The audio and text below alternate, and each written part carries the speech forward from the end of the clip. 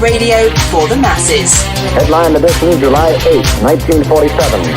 The Army Air Forces has announced that a flying disc has been found and is now in the possession of the Army. If the game is rigged, change the game. Game changer. I occasionally think how quickly our differences worldwide would vanish if we were facing an alien threat from outside this world. This is Fade to Black with your host, Jimmy Church, on the Game Changer Radio Network and KGRA, the Global Radio Alliance. I need your help to get to the year 1985. You're listening to Fade to Black with Jimmy Church on the Game Changer Network.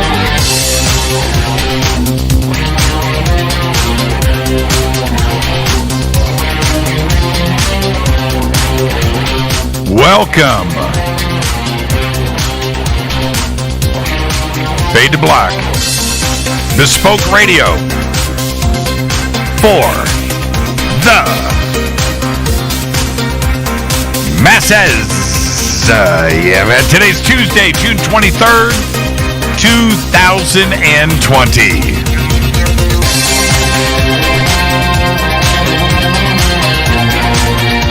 175 days into the new year, only 191 days left. We are live from a bunker somewhere in the middle of beautiful downtown Burbank, California. And I would like to welcome everybody listening all around the world, all across the United States. Hither and thither, to and fro, back and forth, up and down, east and west, north and south, far and near. This is Fade to Black for KJCR, the Game Changer Network, and KGRA, the Planet.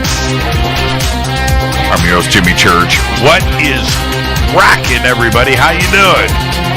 Nice. It's going to be one of those shows tonight because our guest is Laird Scranton. He's here to talk about his new book, Primal Wisdom of the Ancients. I've got it right here. That's right. Get yourself a copy. It's not out yet.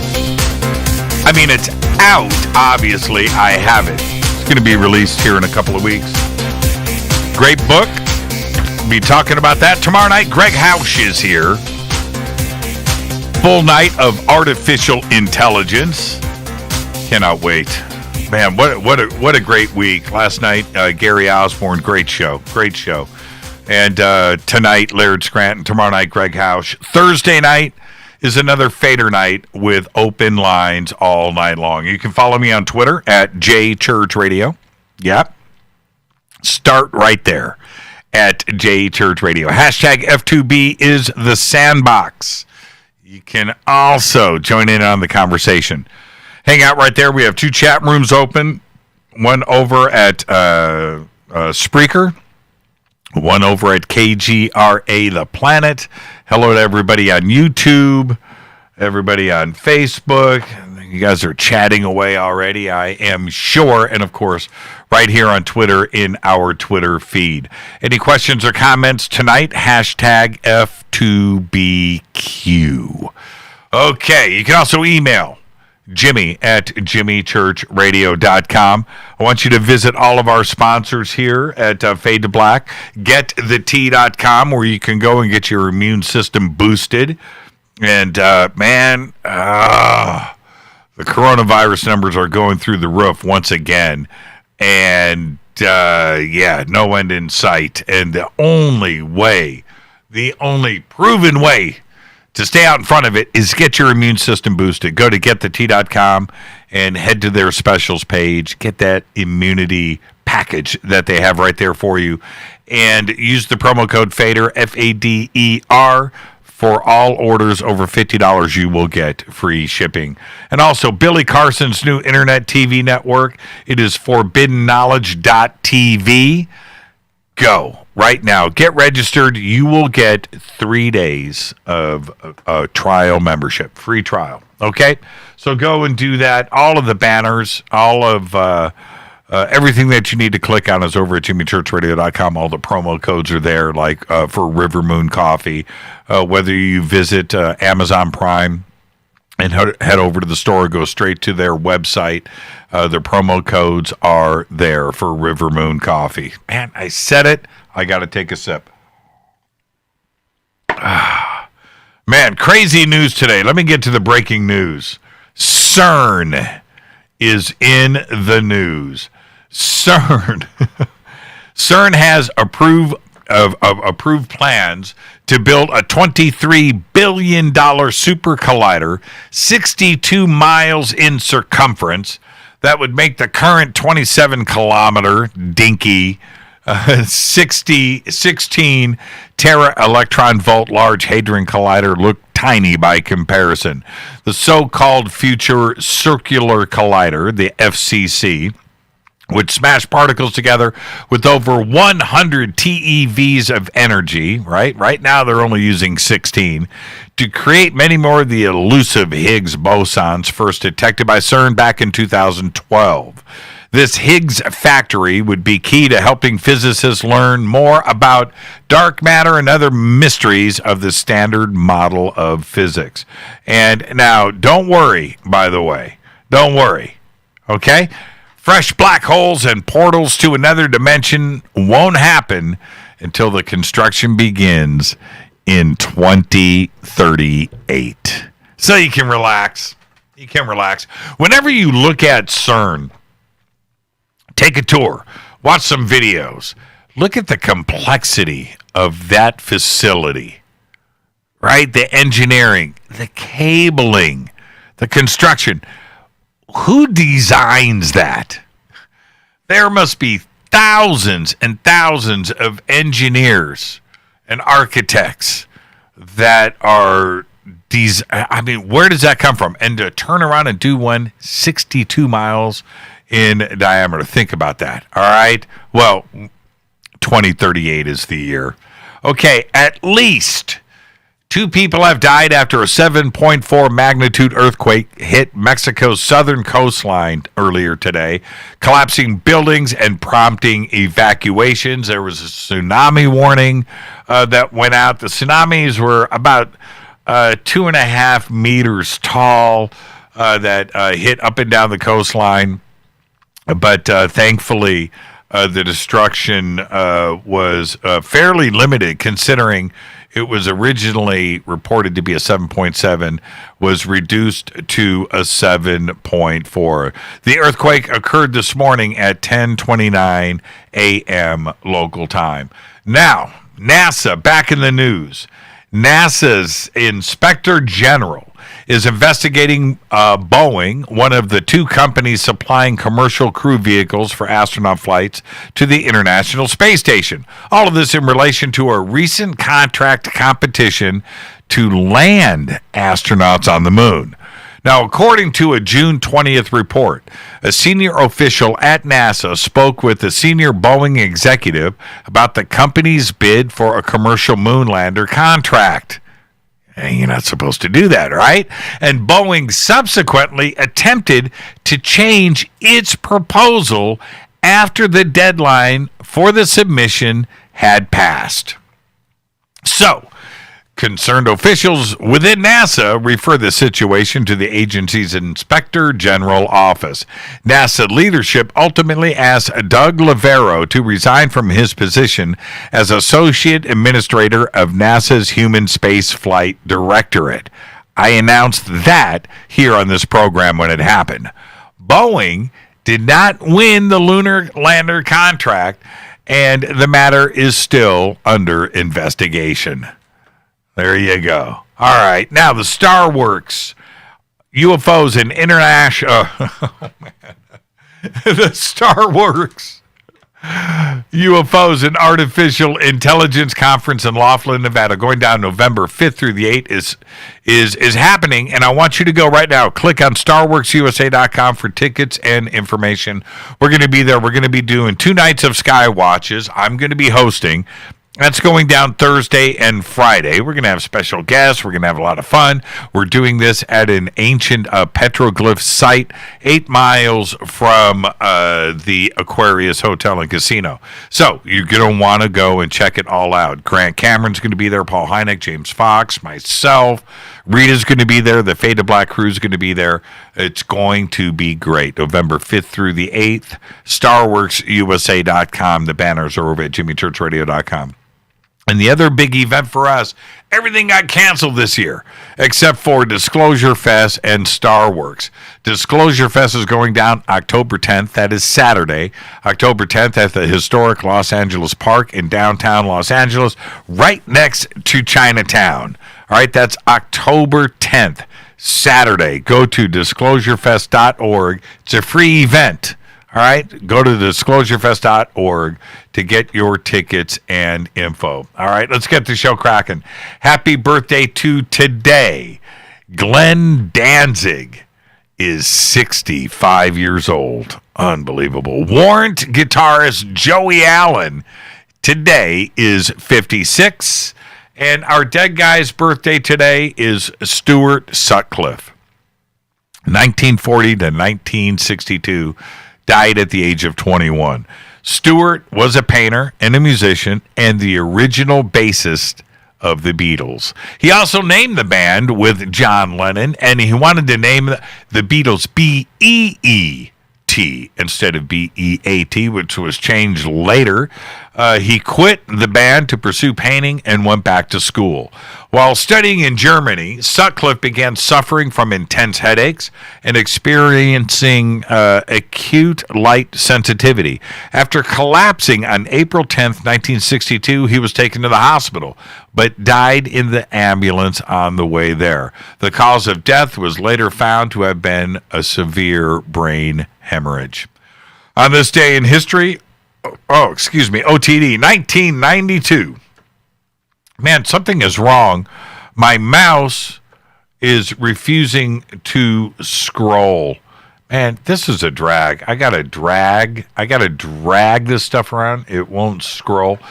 On this day in history, OTD 1992, Mafia boss John Gotti, who was nicknamed the Teflon Don after escaping several trials during the 1980s, is sentenced to life in prison after being found guilty on 14 counts of conspiracy to commit murder and racketeering. While imprisoned, Gotti died of throat cancer on June 10th, 2002. Here's your Fader fact. All right? Here we go. Coconuts managed to migrate to Central and South America and the Caribbean by floating across the ocean and were not carried by the swallow, or even the larger African swallow.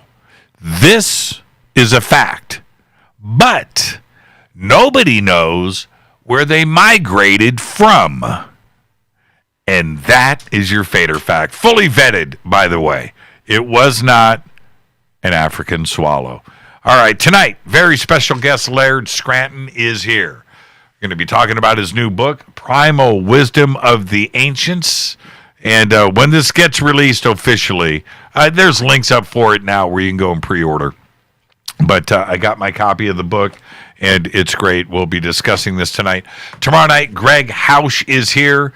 We're going to be talking about artificial intelligence. And not only are we about to do a conference on this in Laughlin, Nevada with StarWorks, this is something that I research nearly every single day. And I have my opinions. Yeah, and they kind of swing, by the way. And I think it's good to have an open mind. I go back and forth on this one, and there's reasons for it. You know, the good, the bad, and the ugly. Do we have stuff to be afraid of? Is there nothing to be afraid of? Right? There is so much to talk about here. We're going to do all of that tomorrow night with Greg Hausch. And then, of course, Thursday night's another Fader night with open lines all night long. Let me hit this River Moon coffee.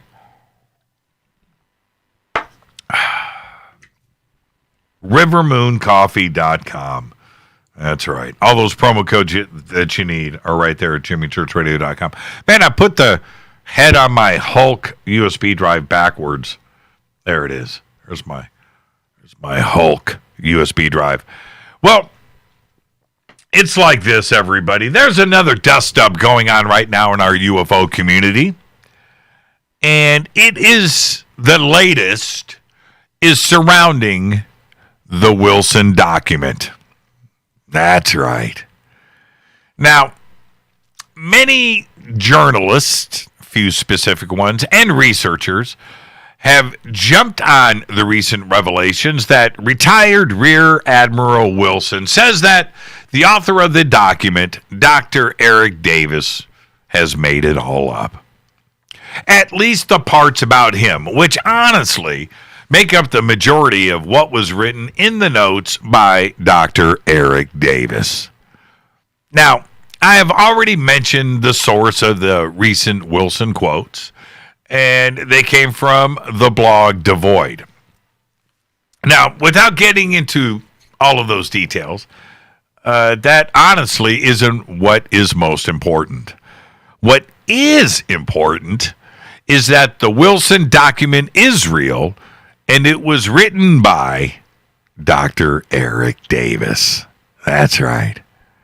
The dust-up centers around Richard Dolan calling the document the most important leak of the century. Yeah, well, at least as far as UFOs are concerned. Now, critics want to call out Dolan for making another blunder. I'm not too sure what the other blunders were, but I say not so fast. That's right, I do. First, and I must point out that when the document first surfaced, and I was one of the first to get it, along with Richard, its provenance was researched. Now, we found out very early on that it came from the archives of Edgar Mitchell, and many in our little group reached out to the players involved, including Dr. Davis, Hal Puthoff, Kit Green, Stephen Greer, Grant Cameron, and others, to find out if it was real and not something that was authored and hoaxed by someone other than Dr. Eric Davis. Okay? Everyone, Dr. Davis included, said nothing. That's it. Nobody denied it. Nobody said it was a hoax either. They couldn't. Because pretty much everybody that was contacted, they all knew. With the exception of Stephen Greer and Grant Cameron, by the way, that the notes were real and written by Eric Davis. All right, now we come to an interesting point. And that is, with the reputation that has been built by Dr. Davis over the years, most, including Richard Dolan, would have to assume that he wouldn't make this stuff up. The other issue is there are parts of the document that are based on real facts. Okay? It's a problem. It's a problem that we have. His name, Dr. Davis, his name has been published, it's been mentioned and revealed over and over again, not only in the past few years with ATIP and TTSA and Puthoff, but going back almost 3 decades since he graduated college back in 1991. Davis has been at the center of things with some very important people, which continues to this day. All right? Richard Dolan, through his research, knows this. I know this. Everybody knows this. So when the Wilson document surfaced, you have to take certain things at face value. And something that was written and distributed by Dr. Davis carries a lot of weight. What Dr. Davis didn't count on back then, when he wrote it, is that first, the document would eventually surface and go public, and second, that Admiral Wilson would be contacted, right? You don't plan on these things. would be contacted to confirm its contents, and that Admiral Wilson would deny everything. Puts everybody in a strange position. So what happens next? I don't know. Does Eric Davis come out and deny that he wrote the Wilson? Well, he can't, because he did write it. Right? He can't come out and deny it. Any denial would push all of the researchers out there into the facts deeper and deeper, and get to the how, the what, the when, and the why, and everything would eventually be revealed. So you can't do that, right? Does Davis come out and stand by the Wilson? He can't. He can't do that. Admiral Wilson has already beat him to the punch and submitted his denial. That's first, right? We would end up in a bona fide tit-for-tat back and forth and accusations of one person not telling the truth and pointing the finger at the other. And we have, of course, security oaths and clearances and things. So that can't happen either. Does Richard Dolan come out and make a statement about his position and statements about the Wilson? Maybe, maybe not. At this point, it doesn't really matter, right? Richard, like all of us back then, knew that the document was real. What we didn't know then is that the question would be raised later that Dr. Davis may have made it all up. And it's actually two different things going on here. Now, I reached out to Richard earlier today for his comments about, what is going on. And his response was, well, basically, that he doesn't care about what people or researchers have to say about his leak of the century statement, and he still stands by it. The real focus should be on Dr. Davis. And why would a promising scientist, a physicist, why would he get all caught up in the UFO game and start writing science fiction and creating made-up drama inside of our community? This is the real question. It boggles the mind, and it doesn't make any sense. Now, we have to go further, because how does Hal Puthoff, Kit Green, Chris Mellon, Louis Elizondo, Harry Reid, and Tom DeLonge feel about the possibility of having a fantasist in their circle? Do they care? Will they comment about it? Probably not.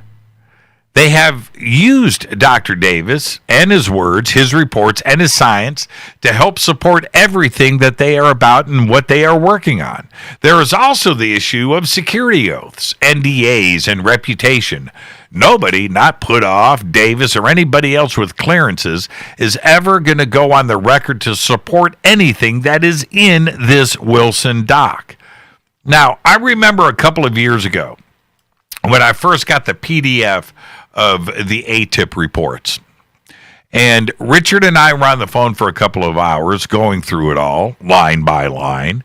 And my comment to Dolan then, which is the same as now, was, and I'm going to quote myself, and I said, I don't know, Richard.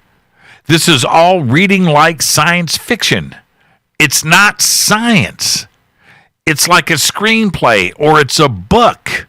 It's like somebody is making it all up to make some money, end quote. And I still stand by that statement. And Richard and I talked about this today. Now, when we went through ATIP and I made that statement, Richard wanted to wait until it had all played out, to hang on until the facts were in. And that is always the safe move. It's the smart move. It was the same thing with the Wilson docs, and the facts came in early. Richard was correct that the document was real and it was written by Davis. During our phone call today, which lasted about an hour, Richard stressed that he has looked at every angle, every word, all of the facts and the statements that were made in the document. And yes, he still believes it to be the leak of the century. Now, I'm not going to get into the endless circle of arguing about Wilson and how it's being played out in social media, the different blogs and articles that are being written and statements that are made, and the admiral is telling the truth, the admiral is lying. He can't tell the truth. He is telling the truth, or it's all a hoax created by someone for whatever reason, that it was leaked for this reason or that, or that there are insiders confirming something. Somebody knows somebody who says they know somebody. I'm just not going to get into it. There are only two people on this planet that know the truth about the document, and if a conversation really happened in a car at the back of the EGG building in Las Vegas. And that's Dr. Eric Davis and retired Rear Admiral Thomas Wilson. Everybody else, and I do mean everybody, don't know nothing, including me. This is Fade to Black. I am your host, Jimmy Church. Tonight, right here on this very program, Laird Scranton is with us. We're going to be discussing his book. It's right here, Primal Wisdom of the Ancients. Good book. I'll be right back after this short break with Laird Scranton on the Game Changer Network and KGRA, The Planet. Stay with me.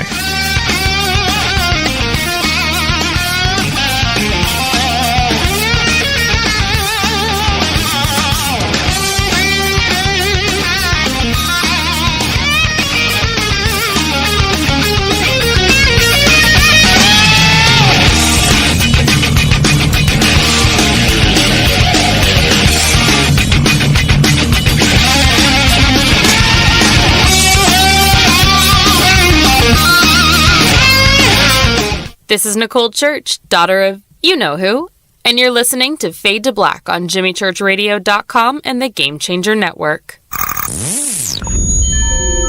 You're listening to Jimmy Church, Fade to Black.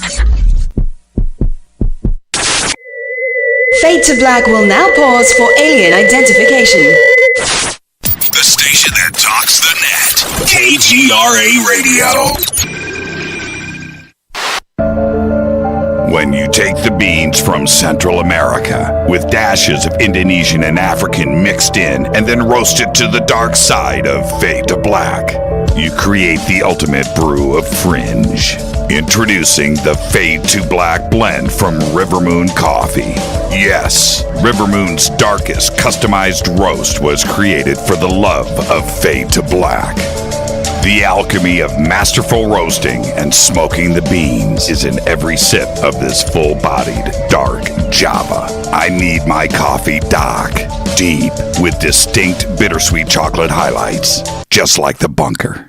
Leaning further into the darkness of the roast is Fade to Black blend from Rivermoon Coffee. Just click on the banner at JimmyChurchRadio.com and use the promo code F2BBLEND for 15% off of your order today. Gobekli Tepe. This is Jimmy Church of Fade to Black, and you can get our podcast for just $2 per month. All you have to do is click on the podcast banner over at JimmyChurchRadio.com. OMG! People are jumping on board to the Life Change Tea Regiment. Brew, steep, and drink for a gentle, taste-great cleanse. It's changing how they feel. See what everybody's talking about. Log on to getthetea.com. That's getthetea.com. Life Change Tea aids in digestive slowdown and helps people get moving down a healthy path. We won't make claims. We'll just let you decide. Experience is much better than a commercial anyway. If you want results, log on to getthetea.com and purchase your super strength cleansing tea. You won't be disappointed. And if you're looking for some mind-body suggestions, go to YouTube and punch in the search bar Health Matters Now. That's Health Matters Now. Put power into your health now. So, getthetea.com. That's getthetea.com for super strength tea. And YouTube, Health Matters Now. That's Health Matters Now for valuable suggestions. Getthetea.com. The tea that makes you go. 9 out of 10 geneticists agree. Fade to Black is not your father's radio show on the Game Changer Radio Network and KGRA, The Planet. Hi, this is Rob Reiner from Anvil, and you're listening to JimmyChurchRadio.com. What's up? I'm Chris. What up? This is Kyle Massey, and you're listening to Jimmy Church Radio.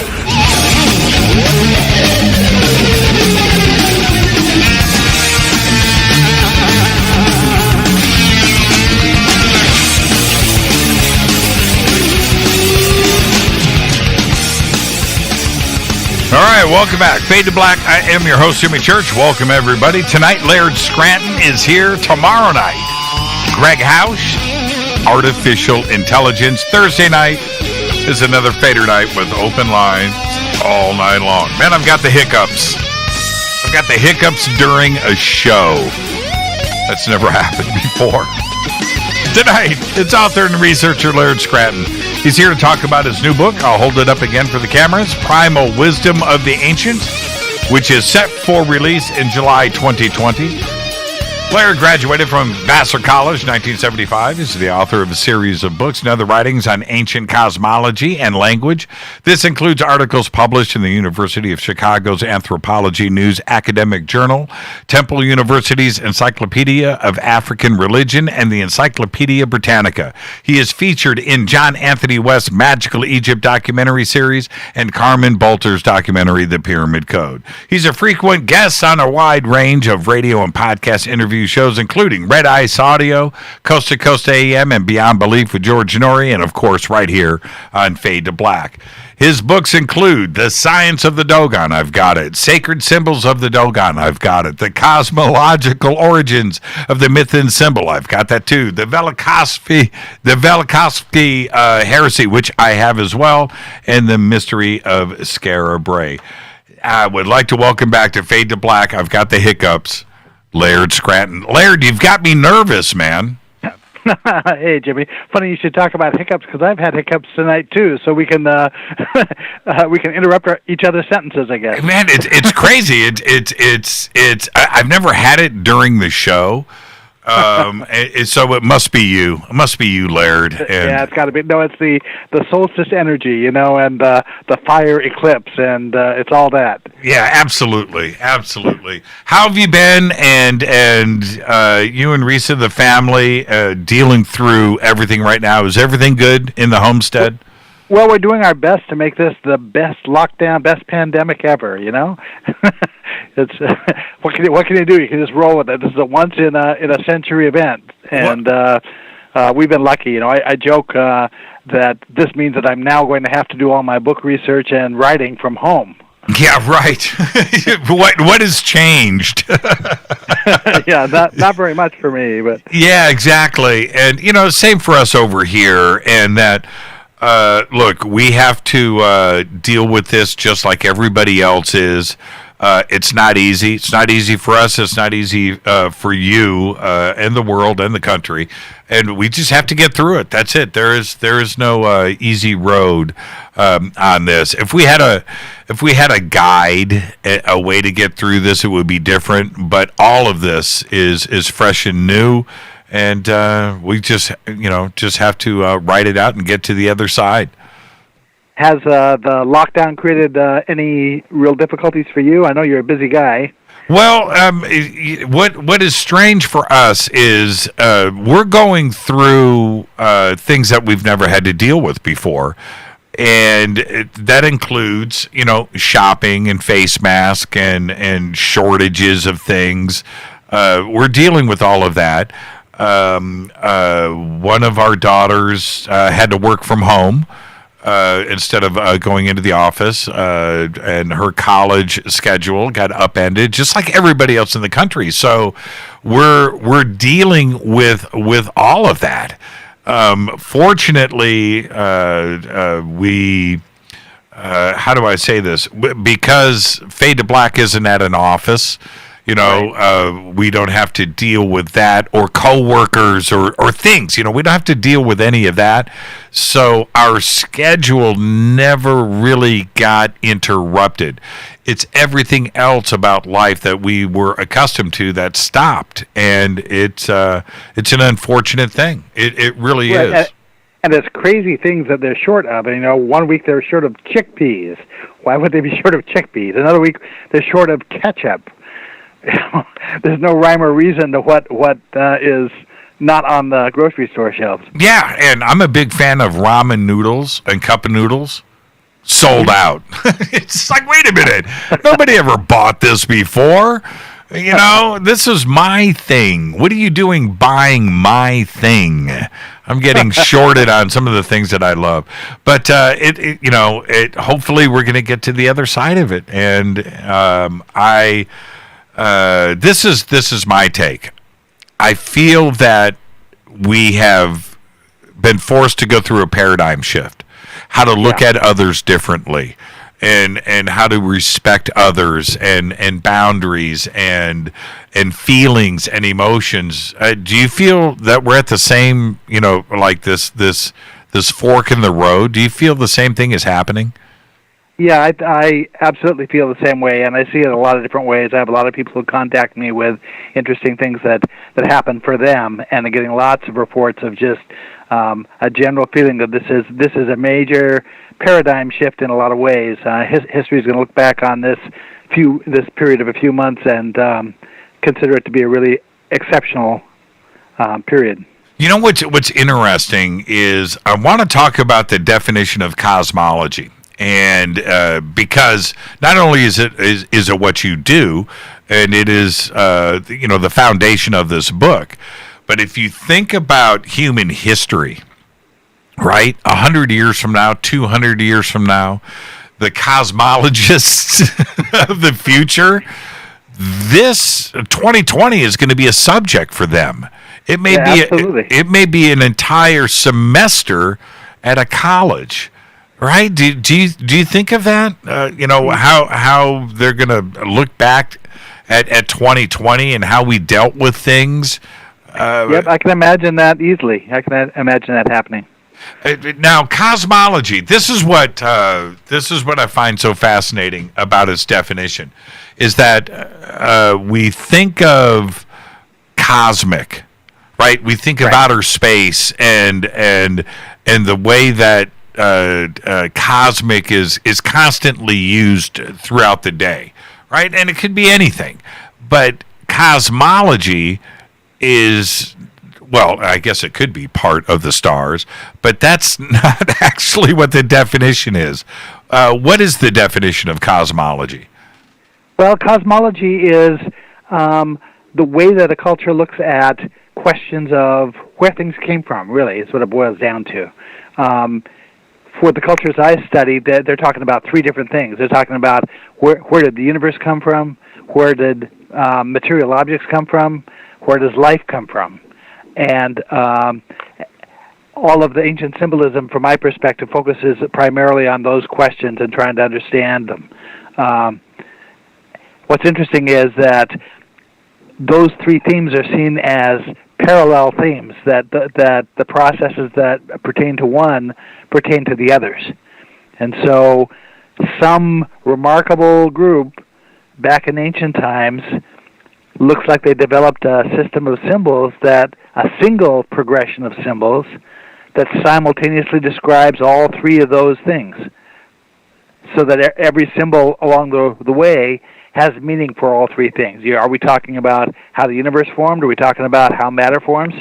That's part of what makes all the symbols so tricky to wrap our arms around. What does this symbol mean? Because you can't just ask what does it mean. You have to ask what does it mean if we're talking about the biological reproduction? What does it mean if we're talking about where an atom comes from? It's really interesting for me when I listen to historians, even physicists, by the way, when they talk about the past and they bring up cosmology, they always have a focus on their version of cosmology. Whether it's, architecture or living or agriculture or languages or laws and teaching in schools. It's really strange how they narrowly focus on a certain part for them, which is the basis of their cosmology, right? Is that the right way to look at it? Right. I mean, you would expect that with so many different cultures around the world, all the tribal groups and all the famous ancient cultures and so forth, that we'd have a zillion different ways of looking at this stuff, because each group should have made up the explanation that made sense to them, if that's really what was going on. But instead, Carl Jung was flabbergasted that there were common themes that spread across, very widely distant cultures that aren't thought to have ever had contact with each other, look at a lot of these questions the same way. They use some of the same words. They use the same shapes to represent things. They write myths about the same themes with characters who are doing the same things.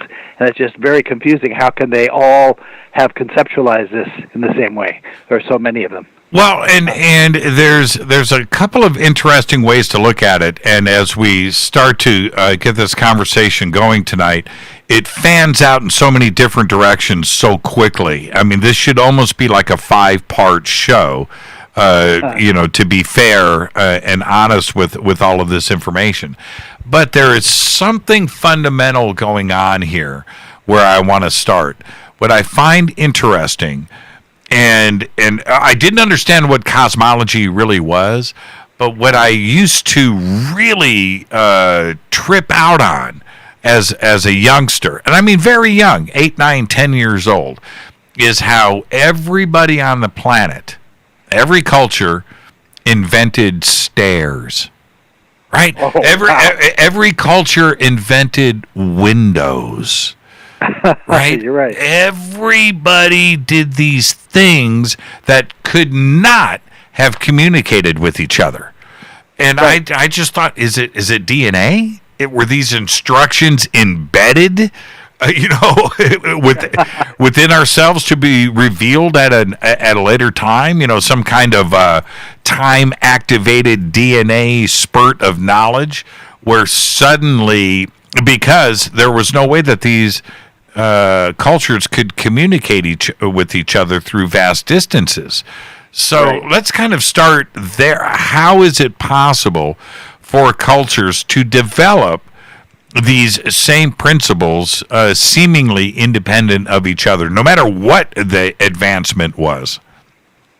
Well, the easy answer is that they all had similar needs, and so they were each inventing solutions, and for certain things like how do you get from the ground level of something to the next level of something, there are a finite number of choices you have for how you're going to solve that. You can create a ladder, you can create stairs, you can create a rope ladder. If you're really sophisticated, you can create an elevator. There are only so many ways you can solve that. An example I like to use is cultures that work with stone primarily to build with. That there are only so many things you can do with stone, and so it's only a matter of time before a group would think to stack up those stones to create a pyramid. So it's perfectly reasonable to think that some culture way around the planet would have thought to do that, and ancient Egypt would, and it would happen in India, and it would happen in all these places. That's not really the issue, from my point of view, because connected to that structure is a very complicated set of symbolism that floats from culture to culture, something that doesn't, things that do not automatically connect to the idea of stacking stones up. These cultures think of those stacked stones as representing the womb of a woman. That's not an intuitive connection. Or they think to associate star groups with the faces of the structure, the 4 faces of the structure. That doesn't seem like it automatically accrues from a choice to stack up stones. And it's those kinds of things that make us begin to suspect that we're dealing with a system, not with a bunch of random symbolic elements. Well, okay. It makes sense. And then you have the other complicated part with this when you look at the structures of ancient prehistoric communities, that the topology looks nearly identical, right? And it doesn't matter if you're here in North America, or you're in Mesopotamia, or you're in China, or Central or South America. These cultures were absolutely building a framework for a town, for a community, that was identical to somebody that's thousands of miles away. And you don't get to see what they're building. You don't get the idea from there. So where does it fundamentally come from, to be identical? Right, and those kinds of commonalities between widely spread groups is part of what contributes to, just as I said, the nagging sense that there was something much more than random associations going on here, that these cultures might have been working from a more ancient system of elements that they all had access to somehow. Now we're getting somewhere. Right? Now Jung, who was a psychiatrist, of course, came up with a psychiatric solution to that. Somebody said, if you hire a surgeon, you can expect that he's going to come up with a surgical solution. So Jung decided that the logical explanation for that was some kind of collective consciousness, some kind of collective way for these cultures to access the same thoughts or same concepts without physical access to each other. Now, okay, so before we go back and like with the Dogon, which has always been the focus of the research, or the Samkhya as well, where they believed, and the way that you point this out at the beginning of the book was just opened up so many thoughts for me, that there were two universes created at the same time, right? But they weren't the only cultures with this outlook too, as well. And to start there, I think is pretty amazing. But I also am fascinated with that everything is taught, which is something that you just mentioned. Is anything actually invented? Right?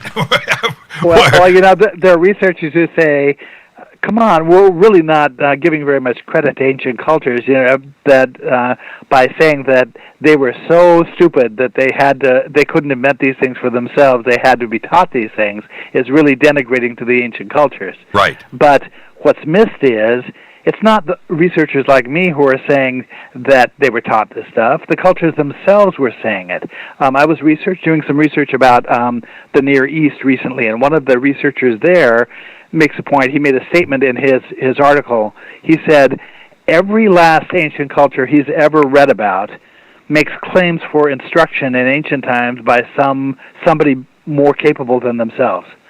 And he said, well, everything about that perspective is nonsense, and it's time for us to set that aside. He said, if we're going to have respect for these cultures, we need to set all of that aside.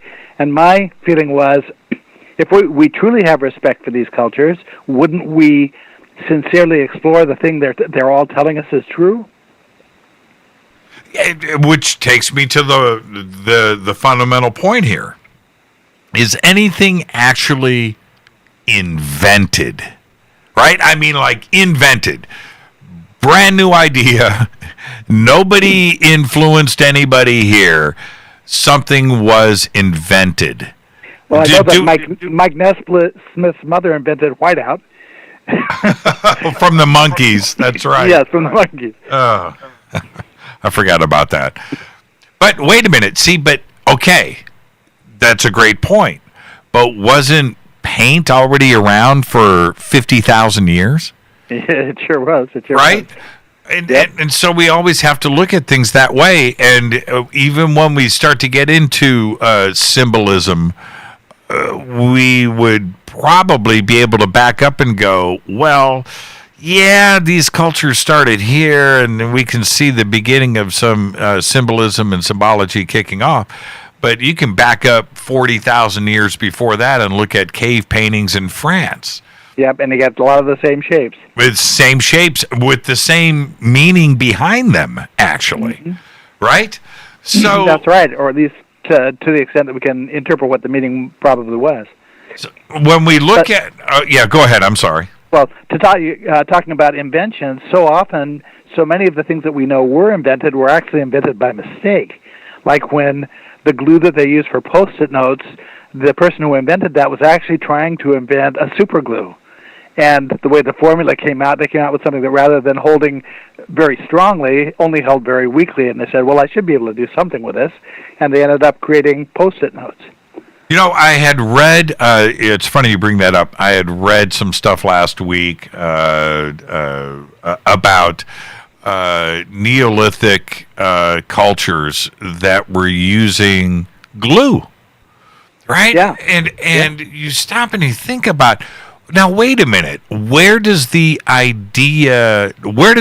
germ, pop into the Petri dish and grow?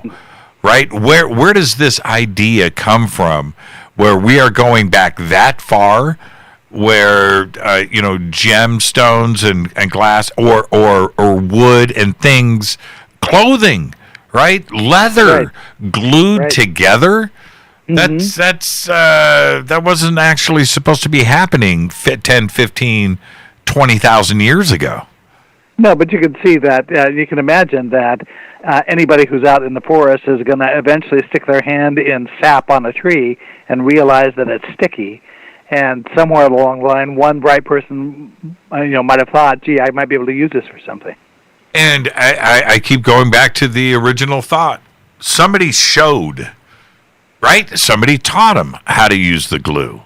Yeah, that might be the case. Yeah, and now if we go back and we start looking at some of this, are you ever sitting around and pondering the existence of another high technical culture that isn't around today, that we don't have any evidence of, that was teaching prehistoric man things going up into the Stone Age, and that some of this stuff was handed down, not only, we'll discuss mythology a little bit later in the show, but stuff that was just handed down from cultures that are today unnamed? Right. Well, that makes complete sense to me. I know that my friend John Anthony West thought that. I know Graham Hancock and other people promote that idea. It's interesting that where the ancient Egyptians talk about a first time, and the Buddhists talk about a first time of instruction, the first time that knowledge was passed to humanity by a Buddha, the Dogon talk about a time when humanity was restored to culture. And so the Dogon perspective from the very get-go is that, hey, this is a cyclical thing that's going on here, that there has been high culture with humanity before, and that every so often something happens to knock us back down to zero, and a few of the survivors who knew what was going on before happen to be around to help us get a leg back up. You mentioned, we're going to be heading towards a break here in a second, but you mentioned one time in a conversation with John Anthony West something that has stuck with me over the years. But you had mentioned the Dogons' knowledge of the stars. You've mentioned their knowledge of not only the expanse of the universe and astronomy, but also the quantum physical side of things, the smallest of the small, and that they had advanced knowledge of possibly of what quarks and electrons, photons, and atoms were all about, and they clearly represented all of this in their language and symbols. Would that knowledge, again, that's not invented, I wouldn't think, wouldn't that have come from somebody else too as well? Well, that's flatly what the Buddhists and the Dogon say, that it came from somebody who wasn't human, actually. And so when we suggest that, what are we actually saying? Well, the Dogon give us some hints about it. They say that there was concern on the part of their teachers of what the effect on beings of flesh and blood would be of prolonged contact with purely spiritual beings. The outlook for the Dogon is that those who were teaching us around 10,000 BC or around 4,000 BC had originally been non-material and then sort of crossed over into our domain, maybe the way we see a UFO behave as if it were a dimensional thing rather than a sci-fi interplanetary thing. And are you okay with that? I am absolutely on board with that. As a matter of fact, I was reading recently the last book by John Mack, who was a famous UFO researcher, a psychiatrist, and he opens his book with a summary of where he's at on the whole question of UFOs, and he spells it out. He lays it out over the course of a chapter. Here's what I've come to think is going on, folks, and pretty much word for word, he's on the same page, having looked at this from a psychological standpoint that I've arrived at, looking at it from an ancient symbolic standpoint. I could have written the same paragraphs and expressed it all the same way. Now, what do you think comes first? We've got about 1 minute. What do you think comes first? Is it structure? When we're talking about cosmology, are you talking about energetically or instruction by teacher. I'm talking about communities.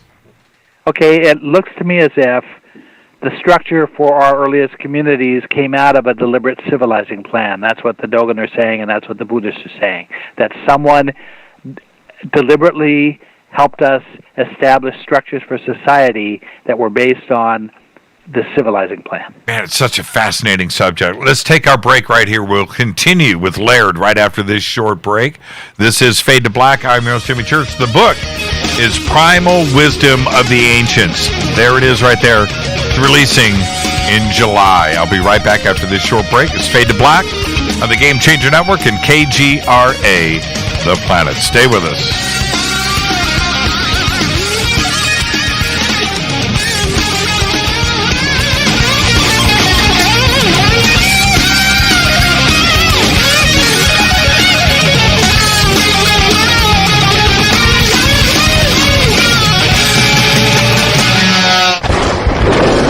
This is Fade to Black with Jimmy Church on the Game Changer Radio Network and KGRA, the Global Radio Alliance. This is KGRA Digital Broadcasting Station, Salt Lake City, Utah, Van Buren, Arkansas. Hello, my name is Billy Carson, and I'm a best-selling author and the founder of ForbiddenKnowledge.tv. Together with my team, we have built an all-new conscious streaming TV platform designed with every family member in mind. If you have ever wanted to travel the world and attend lectures and workshops from your favorite speakers but weren't able to, look no further. ForbiddenKnowledge.tv. There are dozens of workshops and lectures from speakers you know and love.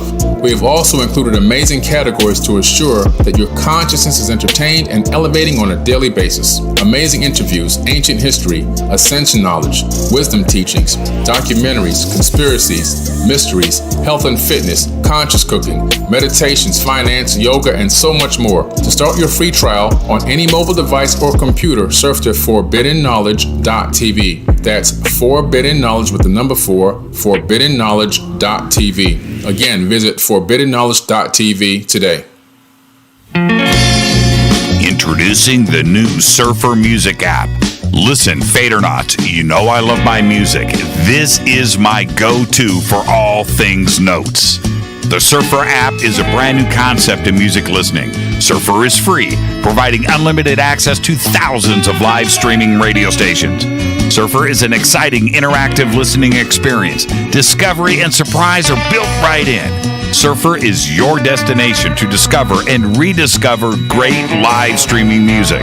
It features high-quality audio streams, free access to music from thousands of live streaming radio stations, unlimited listening, unlimited skipping. You get a music visualizer, and you can also select your favorite channels.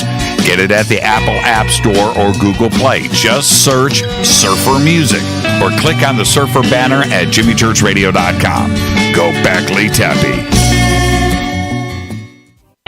Okay, nurse, let's get this man to the ER stat. Right away, doctor. We see this every day. Heart attack or angina pain due to blocked and clogged arteries. Chelation can remove obstructions or blockages from arteries and help avoid painful and expensive surgery. Now there's Angioprim. It's a liquid oral chelation product that you take with juice. You start to feel the results fast. Angioprim increases blood flow all over the body, and that means more energy and strength to take on the day with less aches and pains. 60 years of research has gone into chelation, and Angioprim is the result. A safe and easy way to unblock your veins and arteries from buildup that slow circulation. Paging Dr. Jones. Please report to the emergency room right away. Log on now to angioprim.com. That's ANGIOPRIM.com. Or to speak with a trained consultant. Give Angioprim a call at 954-882-7221. That's 954-882-7221.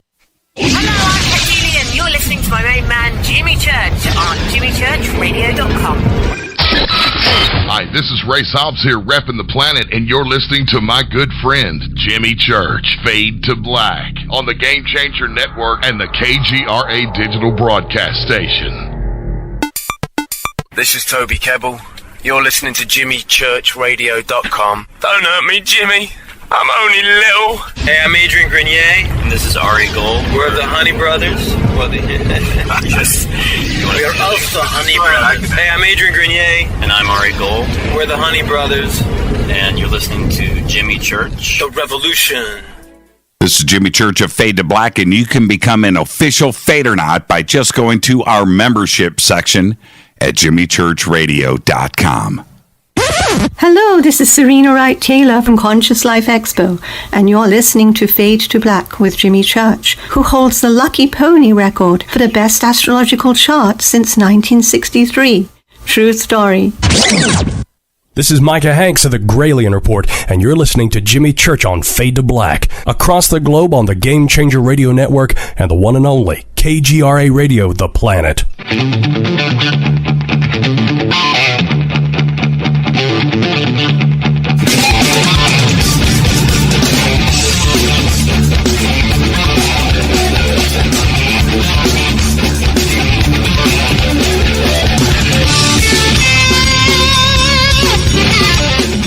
Welcome back, Fade to Black. I'm your host, Jimmy Church. Tonight, Laird Scranton is here. We're talking about his new book, Primal Wisdom of the Ancients.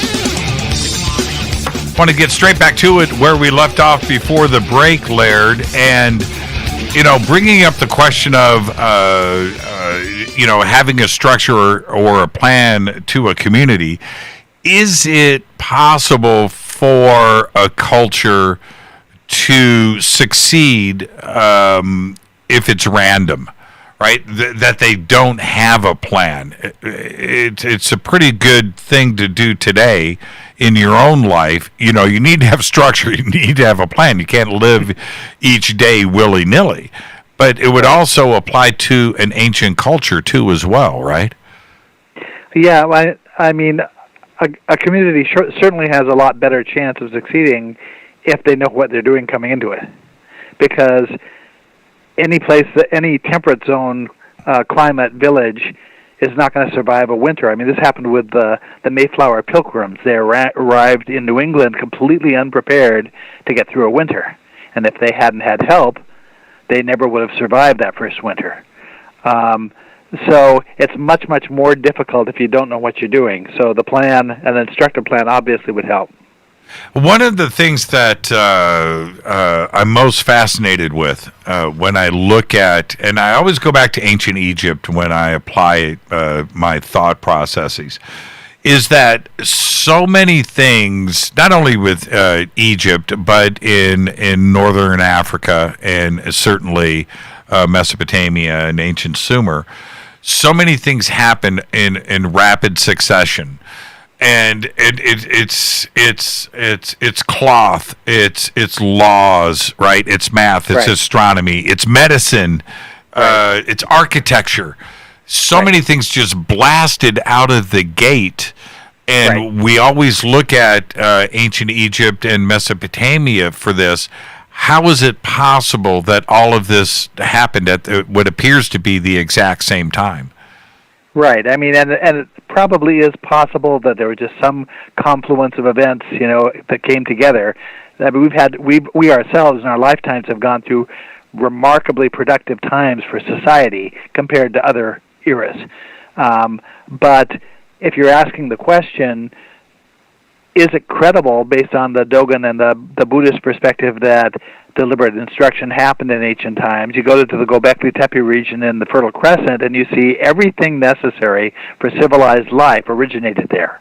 It was the first domestication of animals, first cultivation of grains, the first weaving of cloth, as you said, the beginnings of language and written and sort of the underpinnings of written language. You've got stonemasonry, you've got metallurgy, you've got all sorts of interesting things happening there all at once. If there were someone there who was very knowledgeable, who was instructing humanity in these things, that's exactly what we would expect to see. So at least we see that the scene is set in a way that makes sense in terms of what the Dogon and the Buddhists say. Well, and you have so many, we just scratched the surface, but it's roads, it's things like shoes, right? We don't really put much thought into this, but if you go back even a little bit deeper, you look at potteries and clays and kilns. Right. And even beyond that, to me, the most remarkable thing in the world is simple, everyday bread. That the processes that a person has to go through that are so counterintuitive, to produce a loaf of bread, that it's hard to imagine that anybody just sort of accidentally stumbled upon that. But there are 100 different things in a society that are like that are just as what you say. It doesn't look like somebody. It makes a lot more sense that someone was instructed in it than that they invented it. Because and we can continue this conversation because it's not bread. Actually, it's chemistry. Right, that's true. It is. You're right. It is. It's taking it a step further here, and then and when you have bread at the same time, we get alcohol, we get beer. That's chemistry, right? And how does this come into play when? If we look back and we talk about historians and anthropology and cosmology, that what's really coming into play here is huge advancements that should have taken millions of years. And apparently it took a couple of weeks. Yes. Now, another example on that same line is all the ancient cultures are focused on their holidays focus on the equinox and the solstices.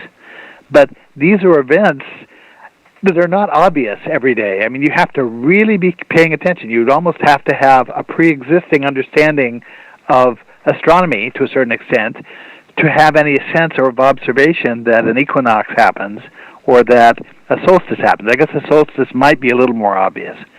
But without any tools to observe it, no telescopes, no whatever, isn't it amazing that all of these cultures all around the world picked up on the idea that there's a cycle with the sun that goes back and forth, and that the middle of that cycle is something they wanted to pay attention to. And of course, that leads us to agriculture, and right. you just brought up bread. There is no bread without the domestication of wheat. Right. And I think that there was wild wheat that people were taking advantage of before they domesticated it. So it's possible that someone could have created bread before they domesticated the wheat, but it all seems like it's part of the same process. Right. But I will just throw this out there directly. How is it possible that Stone Age man, 8,000 years ago, sitting around and instead of feeding his family and protecting, and hunting, is sitting around contemplating domestication of wheat and changing and altering seeds? I don't understand the complexity of thought that right. could go down back then unless they were taught. How is that? That's probably the biggest seminal event in human history. You and I aren't talking right now if wheat was never domesticated. Right. No, you're right. That was absolutely a turning point. I can understand how pottery happens by accident. If you leave clay near enough to a fire, you might notice that it hardens, and get the idea that you could make something out of it and make it hard by firing it. That makes perfect sense to me. But a lot of the skills that are picked up in that era do not seem in any way intuitive to me. Yeah, because quite frankly, the hunters and gatherers and those tribes that are out there trying to outrun a beast so they don't get eaten, right? That's the first thing. But they are trying to chase down another beast so they can kill it and eat. It's called survival. The guy that decided to stop and contemplate geometry died. Yes. Now, another point of interest is that the only animals that have ever, in the history of mankind, to our knowledge, been domesticated were domesticated in that region of the Fertile Crescent in that era. All of them. What do we do to try to figure out how all of this happened? Are we suggesting And I understand the off-planet connection and the possibility of that. But are we suggesting the possibility of some entangled download? Maybe that came to them in a dream. Is this a possibility? Not the way the Dogen describe it, or the way the Buddhists describe it. Both of them are describing deliberate instruction, akin to classroom instruction. The Hindus actually, or the Buddhists, actually preserve a structure that's supposed to represent what their original classroom looked like, on a place called Vulture Peak. Now, the Vulture Peak that they celebrate today is not the same Vulture Peak that they say this thing happened on. But you're familiar with Gobekli Tepe, and you can confirm that Vulture Peak would be a wonderful name for the Gobekli Tepe site, with all the carvings of birds of prey and things on the pillars there. That's right. The Dogen also say that deliberate instruction in a physical sense, not in a shamanic sense, somebody didn't take drugs and have a vision. This is somebody acting as a physical teacher in a physical place, teaching a physical group of people, happened at a remote location. Actually, it looks like it was more than one location.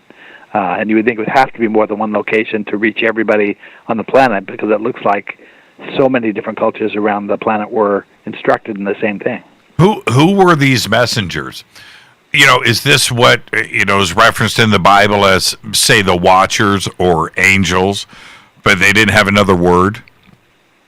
Those are some of the terms that are used for it. The term Watcher has some more specific cosmological meaning, but the idea is the same. Now, when we think about it, it might seem completely off the wall to be suggesting that something non-material could express itself materially. Mm-hmm. But the actual scientific theory of how particles come about is that a wave of energy collapses to create particles. That wave of energy is essentially non-material. So what science is saying is that everything in our surroundings is the product of something that was originally non-material becoming material. So this is not an off-the-wall suggestion. It's actually right straight down the middle of the road scientific concept that a thing that was originally non-material might be able to express itself materially. You need to expand on that. Okay. We know in the quantum world that you've probably heard of the three-slit experiment. The double slit. Yeah, the double slit. Right, that's right. The double slit. The double slit experiment where an electron is fired at a barrier that has two slits in it, and if the scientists do not pay attention to which slit the electron passes through, a pattern is created on the screen that looks like waves. It's a traditional pattern of waves. It's as if the particle had passed through both slits at the same time and then interfered with it. Somehow the energy interfered with itself the way a wave coming into the shore interferes with itself. If they observe it or detect it in any way coming through those slits, suddenly the pattern on the wall is a typical pattern of particles, not waves. So somehow the simple act of detection causes the energy to flip from a wave-like form, which is essentially non-material, it's nearly massless, to a particle that has mass. So everything around us that's going on, this is a little bit like the images that appear on your computer screen. You know that what's coming through the Wi-Fi is energy, but by the time it reaches your computer screen, it looks like coherent structures. It looks like letters and pictures and symbols and so forth. There's a translation going on there, and it's happening so quickly that we don't even notice it anymore. Back in the early days of computers, you'd see your screen build in 3 sections or more sections. If you had bad dial-up response time, you'd wait for your screen to build because that translation process was happening so slowly you could see it. But with any kind of modern technology, it happens so quickly that it's transparent to us. It's as if there's no translation happening at all. And that's what's, in effect, happening with material structures around us, that the idea is that an act of perception is causing energy in a wave-like form. It's causing the wave function of that energy to what they call collapse instantaneously and produce what looks like a particle. So are we suggesting then that the Dogon and other cultures did go through this classroom experience but didn't necessarily know how they received the information, that the information only came to them? No. The Dogons say that one of the difficult problems their teachers were trying to solve was how to mitigate the possible bad effects that would accrue to us from being in contact with them, because they knew that prolonged exposure to them was not going to be good for us. You remember the story of Moses on the mountain. That's and right. The cautions that were given to the Israelites to stay back, don't come too close to the mountain because this is not safe. Bad things can happen if you get too close. Well, that's the outlook here, is that direct contact between the non-material teachers and the students for too long a period of time was not a good thing. So the way that the Dogons say that was resolved was they decided to educate 8 students at a time. They would go to a tribal group, draw 8 people out of that tribal group, take them to a remote location, instruct those 8 people, and then let them go back and teach everybody else. So that sort of minimized the contact and minimized the risk to just those 8 people. Do we have a timeline? Do we have a timeline for this? We do, and it's a book-length explanation for why the timeline is what it is. It looks to me as if, because of the way the energetics work, okay, you know about the Yuga cycle, the concept of the Yuga cycle. I do. And you know that it's roughly a 26,000-year cycle, and that it's divided into 2 half cycles. We are just now, from my perspective, ending a half cycle, what's called the descending half cycle, that started back at the end of the Ice Age and is just wrapping up now. Energetically, the point of crossover between the 2 universes is indicated to be at the midpoint of that cycle. So approximately 3600 BC, that's about the time that the Hebrew calendar starts. It's as if the Hebrew calendar marks the midpoint of that cycle.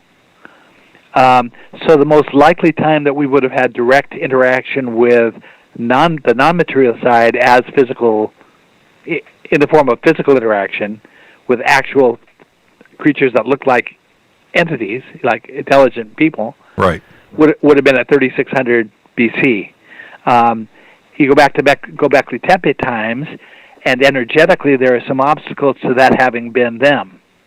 And so the perspective of John Anthony West and of Graham Hancock, that it looks like that era of instruction was carried out by a group that had been highly advanced before the end of the Ice Age, makes sense to me. Well, we have a lot of things that kind of get complicated here, because at 3600 BC, I think all of us can look and go, aha, okay, a lot of things happen here. Ancient Sumer kicked off, the Hebrew calendar, a century or 2 later, things start to really come into play, which is written languages and mathematics and everything else that we were talking about, agriculture and organization and metallurgy started to kick off.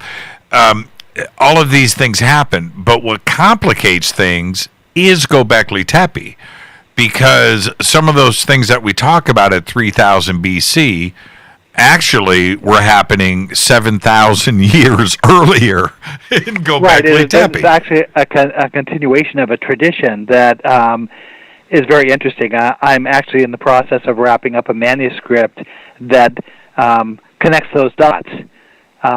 One of the really counterintuitive perspectives is at 3600 BC, it looks like you have instruction happening in the north of Scotland, which is very far removed from Gobekli Tepe. And so one of the urgent questions is, how could that possibly be? How could a tradition that began at 10,000 BC in Anatolia in southern Turkey, how could that possibly have expressed itself at 3600 BC, thousands of years later, in similar form, in a place as far away as Scotland? You know, the other day, I'm so glad you mentioned that. The other day, I'm watching a movie. It's a comedy about assassins. Okay? All right? Okay. And this woman says to this Scottish assassin, right? And she says to him with this Scottish accent, she's American, but she speaks to him in the Scottish accent, which I'm not going to destroy. But Laird, she said these words. Are you ready? Yes. She goes, I don't care if you're from the Orkney Islands or what secrets of Skara Brae you have. Right? And she rattles this off. And I sit up, I go, what did she just say?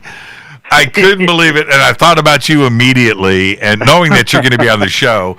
And I didn't want to forget that. What secrets of Skara Brae? Right? Like, That's very man. Oh, the movie's not worth watching, but that scene was priceless, absolutely priceless. But this does start to defy things, doesn't it? Because when we look at, you bring up vultures and the amazing symbolism and the 3D art that was created at Gobekli Tepe simply wasn't supposed to exist at that timeline, was it? Right, it wasn't. Now, one of the intuitively connecting pieces to the Dogon is that the Dogons still preserve a large stone altar with carvings of animals on it that are stylistically indistinguishable from what you're seeing at Gobekli Tepe. And this is the thing. I'm sorry, I was doing something. Is this. We brought up clothing and cloth and writing and seeds and farming and laws and pottery and architecture, right? We bring up all of these things. There's one thing that throws all of this off for me, and it's tied to Gobekli Tepe.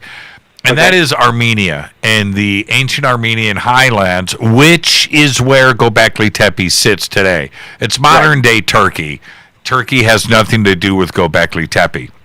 But the oldest shoes in the world were found there. Right. And now, and you look at I'm talking about laces. Shoes that are 10 or 15,000 years old. You have to stop and ask yourself, where does this knowledge come from? Well, there was also a link that I saw this week that as the permafrost and the ice melts in the Arctic, what they're discovering artifacts that had been preserved under the ice. And one of the artifacts that has emerged recently is a baby's onesie made out of leather that looks, for all the world, I mean, you would recognize immediately what it was. It's a beautifully produced piece of clothing for an infant. And no modern person would have a question in their mind what they were looking at here. Somebody was producing, modernly admirable clothing 28,000 years ago. It doesn't make any sense. It doesn't make any sense. And I try to, how do I say this? I try to make it so my brain doesn't hurt, right? All right? I just try to go that route. There's got to be an easy way down this path that I'm on here where I'm not just like tipping everything over that I know and love. But there isn't another way to really look at it, is there? Not really. Well, you can look at it. We understand that things are cyclical. And any number of the cultures are telling us that every so often there's a calamity that happens of various sorts that basically pushes a reset button and sets humanity back to square one in terms of what they've done. This is partly why my friend John was so adamant about his concept of the Church of Progress being a really mistaken way to look at things.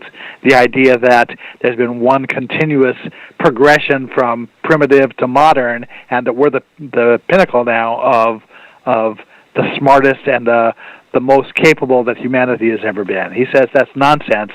These are cycles that have gone on, and there have been periods of time when people knew an awful lot more than we do about certain things.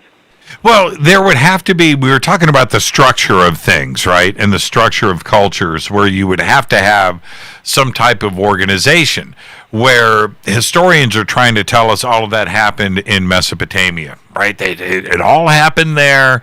There's nothing else to see here. When you look at a site like Gobekli Tepe, and there's going to be more, right? Gobekli Tepe is not the only one. But when you look at Gobekli Tepe, if you and I went back in time, Laird, to when they were building Gobekli Tepe, we would see fields of grain, right? We would see cooks and organization and people making clothing.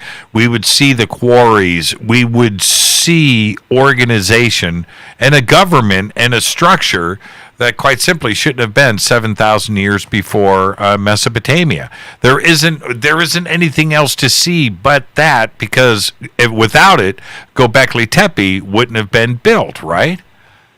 Right. Well, I mean, somebody knew what they were doing at Gobekli Tepe. There is a second site called Mardin, M-A-R-D-I-N, that is as old as Gobekli Tepe and in the same region, and where the structures are more in keeping with what you see at on Orkney Island near Scarborough. But absolutely, there has to have been a level of societal organization, maybe not among humanity at that point, but somebody knew what they were doing there. If we're talking about survivors of a culture that was flourishing before the end of the Ice Age, then it might have been humans who were there trying to help everybody else get a leg up. I mean, we know Peace Corps groups and things like that go into societies after disasters and try to help villages and cities get back on their feet. It's not unthinkable that sort of thing might have happened after a global disaster. Let's take our break right here. When we come back, I've got to figure out what this connection is between Gobekli Tepe and Orkney Island. You know Laird's about to bring the big stuff. Laird, you stay right there. This is Fade to Black. I'm your host, Jimmy Church, on the Game Changer Network and KGRA, The Planet. Stay with us.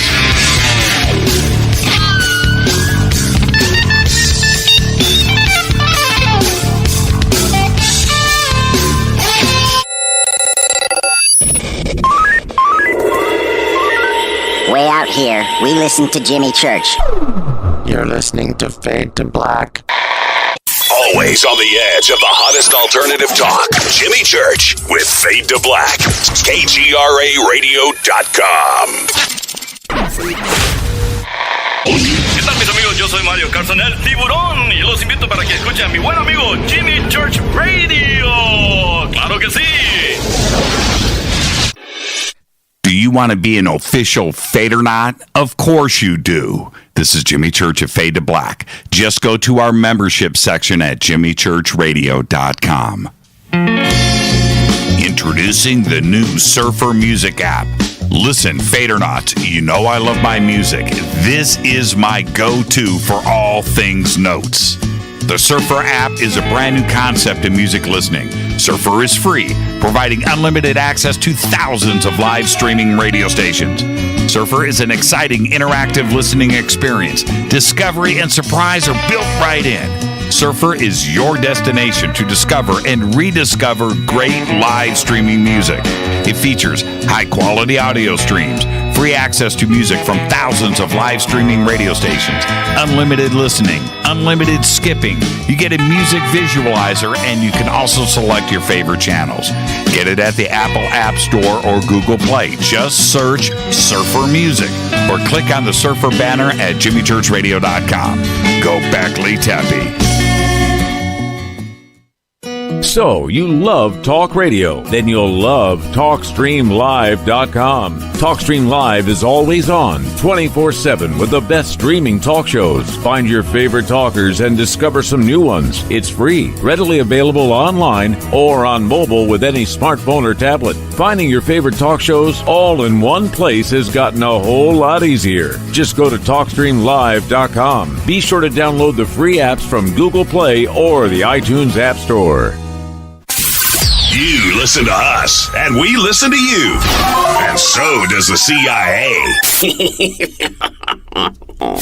KGRARadio.com. If you have hard water, the lime scale not only leaves white spots, it clogs pipes and breaks down appliances, costing you hundreds of dollars in energy and wear. Eliminate lime scale and other water issues like brown staining and bad odors with HydroCare water products available from Wave Home Solutions. Wave's affordable water systems don't use salts or chemicals. You'll love the way your water tastes, smells, and looks. Satisfaction guaranteed. For more information, go to bestwater123.com. That's bestwater123.com.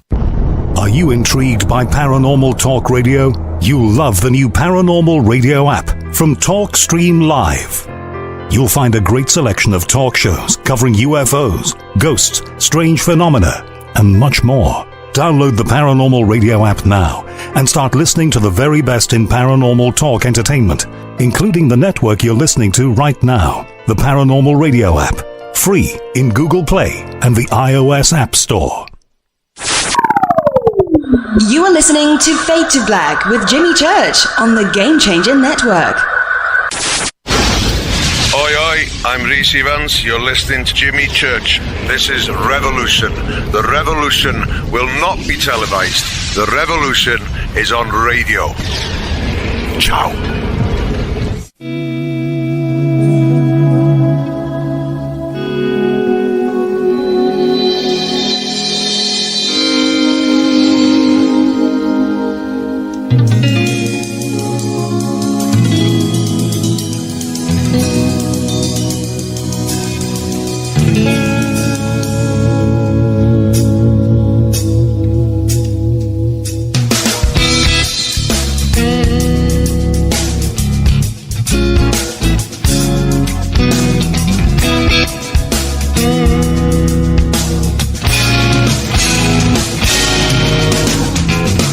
All right, welcome back. Fade to Black. I am your host, Jimmy Church. If you ever miss a live show like this one right now with Laird Scranton, just get our podcast.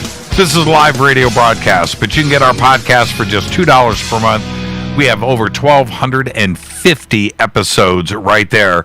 And Laird, I got to tell you, one of the reasons why to get the podcast is all of our shows that you and I have done over the years.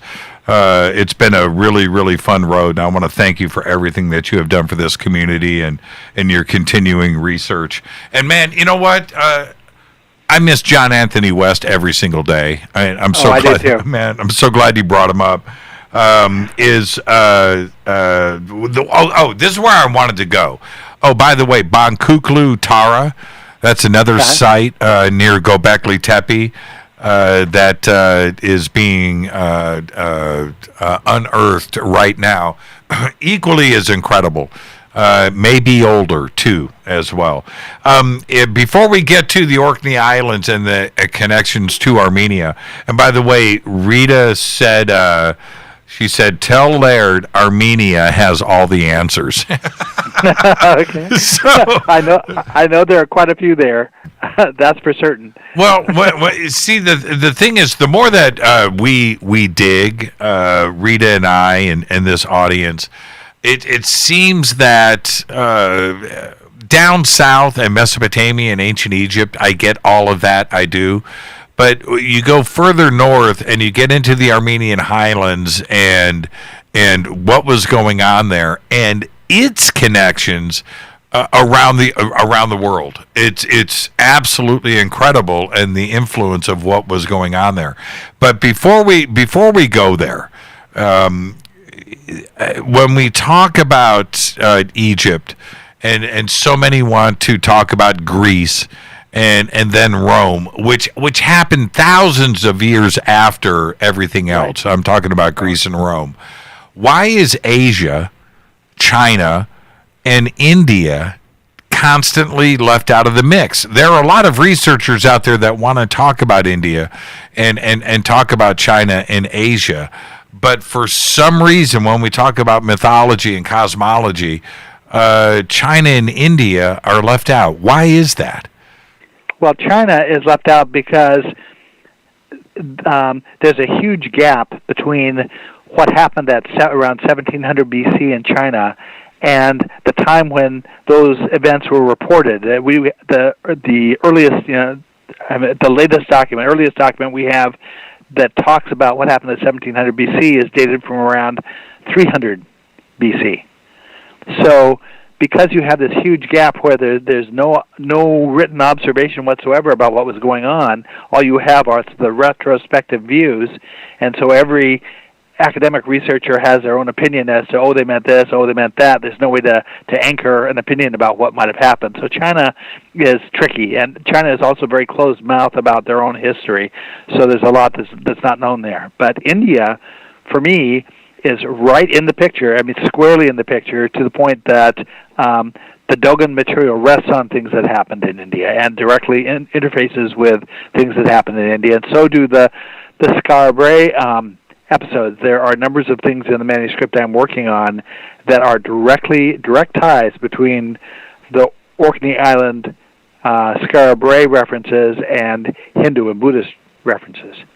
And the timeline, we have so many things about India, again, that are left out of the mix for some reason. And I understand the fascination of Greece. I do. I totally get it. And the mythology and the gods, and then certainly over to Rome. But when we look at the cosmology and the mythology of things, everything influenced everybody. And then we get over to India, which has a written record and linguistics and a language and a history that goes back probably farther than any other civilization on the planet, right? Well, it goes back pretty far. The problem for researchers in India is that there's sort of a finite date for that material also. For example, researchers of Ganesha, the elephant god, if you talk to the art historians, there are people from Yale and other universities like that who've done detailed studies of art. Their material only goes back as far as the early centuries AD. And they're frustrated because they can't demonstrate through art that Ganesha was being celebrated in India before that time because they don't have any evidence to show it. But they say that based on their material, they're absolutely certain it must have gone back much further than that. If you talk to the textual people in India who study India, their material goes back to maybe the early centuries BC, and they're in the same situation. They can tell from their material. They say we can tell that Ganesha had to have been intimately represented in India for a long period of time before that. We just can't prove it. Now, if you go to Gobekli Tepe, suddenly we have some symbolism at Gobekli Tepe that directly ties to Ganesha. This is 9,000 years earlier than any accepted Indian reference to Ganesha.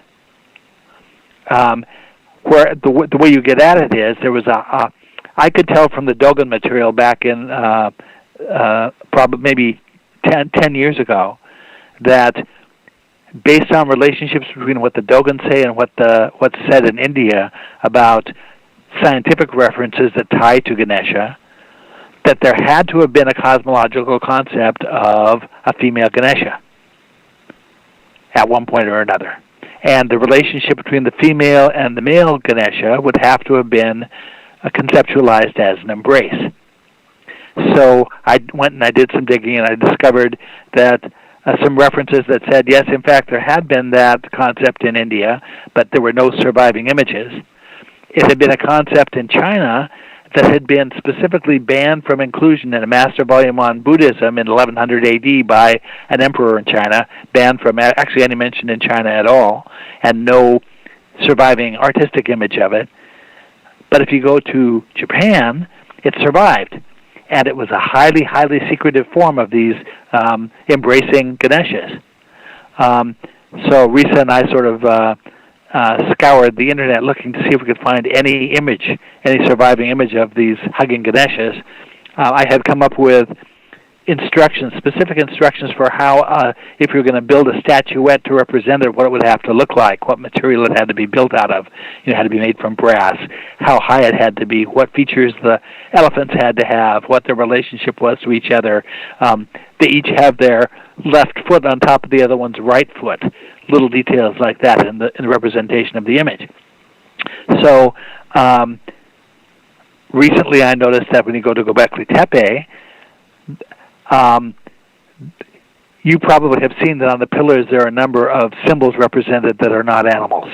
And among those symbols are representations of letters that look like the letter H in English, figures that look like the letter H in English. That's right. Well, on the narrow edge of one of the pillars there are two symbols. One that looks sort of like a stylized version of that H, and another one that looks like an Egyptian sun glyph with sort of a parenthesis next to it. That's right. Okay, now, the thing is that if you I was posting that image on Facebook along with some other images, and the thing that Facebook does is, if you post multiple images,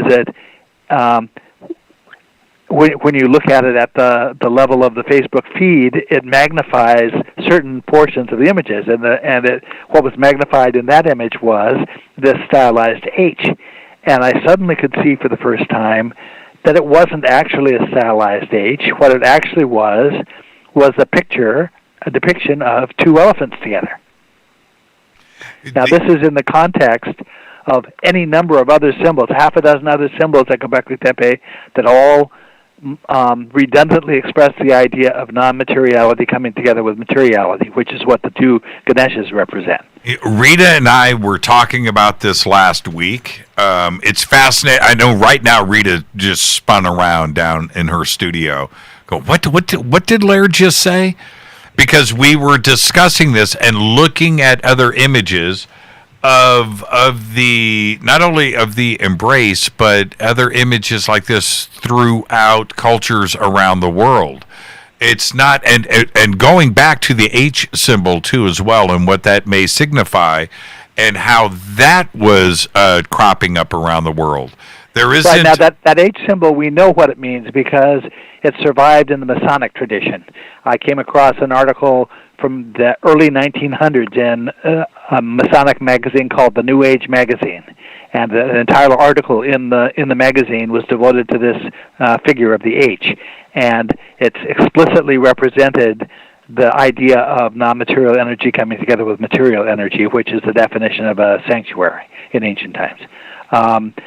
You notice on I think on that same pillar, we have carved arms coming out of the side of the pillar that extend down the side, two flat faces of the pillar, and then the hands with their fingers wrap around the end of the pillar. That's right.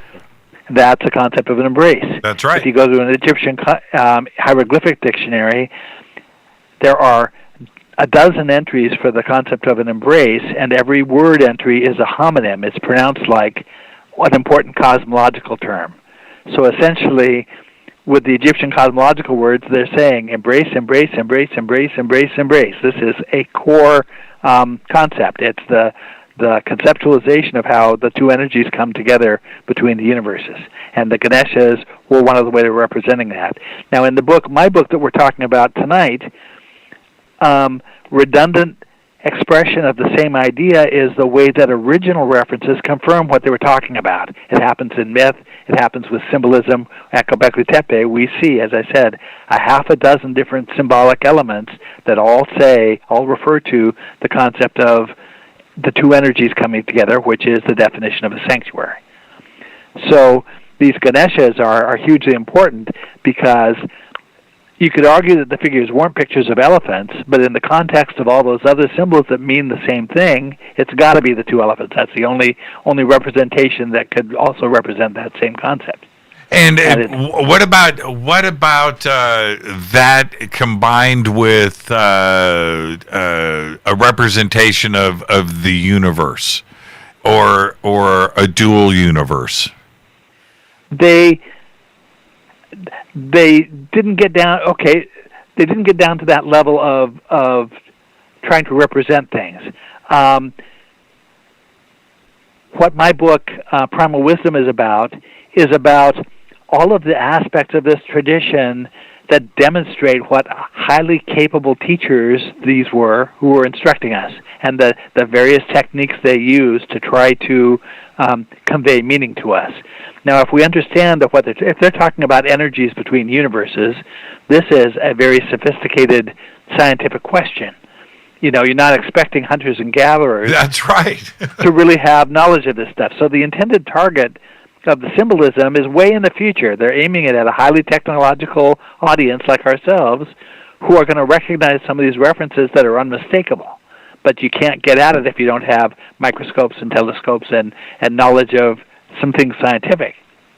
So whoever the teachers were faced with a really interesting task of trying to figure out how can I express things in a way that a hunter-gatherer is going to understand and be able to convey forward, but that's also going to resonate with this future audience that's highly technological. How are we going to communicate a concept to these people? Well, one way they did it was by expressing it in redundant ways, hoping that one or another of those methods would hit with us. And how would they, especially back then, understand, and I'm talking about the teachers here, right, the instructors, right? How they would understand these individual human characteristics, you know? Right, and what's interesting is that Gobekli Tepe is an excellent example of them not being familiar enough yet. Whoever put those things together, whoever made those carvings, is demonstrating a lack of sophistication about certain things. It took me the longest time to understand that those arms were meant to represent a loving embrace, because they are cold as stone. They do not in any way look like an artistic representation of a loving, warm, familial embrace. And for me, and this is what's interesting, is when I remember, I talked to you about this years ago, but when I first looked at the belt, okay, the belt. Right. Right. Well, there's many belts, but but the one belt that caught my eye, on that same pillar with the hands. On the same pillar with the hands, I saw a few things that stood out. I didn't understand the symbology. I didn't understand the cosmology. I didn't. But what I did see was sophistication.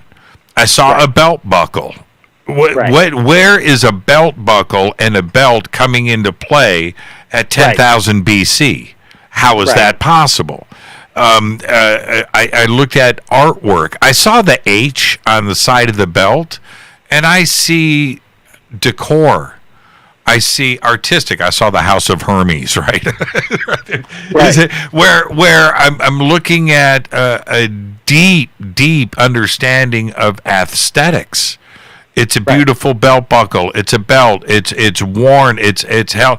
And you go back and you look at right? And you look at Man, and you see how he is dressed along the same time scales, right? We're dealing with the same time, where these concepts of art and clothing and what is pleasing to the eye should not have been come into play. But they certainly put it on this pillar for us to see now, today. The question is why? You know, and we look deeper into the symbolism, and now there is actually a story behind this, and what was left for us to see, 10, 12,000 years later.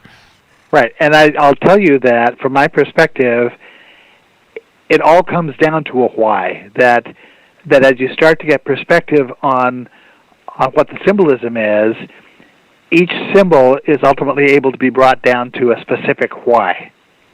And this is part of the mindset of the instructors who are involved in this, and then part of the reason we want to be familiar with the mindset of the instructors, because that's a huge piece of sorting out what the why is about certain things. Okay, let's not get away from what we were starting to talk about here, because I want to circle back to this. But before we get to the break, and you had mentioned this to me over the weekend, the connection of the Armenian Highlands and Gobekli Tepe all the way over into the Orkney Islands. What is it that caught your eye? Well, the first thing that caught my eye was, there is no official theory on Orkney among researchers on Orkney as to where the first farmers on Orkney came from. That they know they arrived sometime between 4000 BC and 3600 BC, and they have a really good idea of certain elements they had in the society that came with those initial farmers.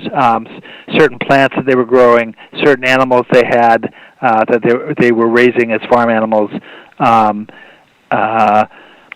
Now, the thing is that if you take any one of those elements, like there's a very ancient breed of sheep, there's a very ancient breed of cattle, there's a breed of 6-row barley that is unique in the United Kingdom to Orkney. A lot of these elements, the only place in the United Kingdom you find these things is in Orkney, and they were there from the very beginning.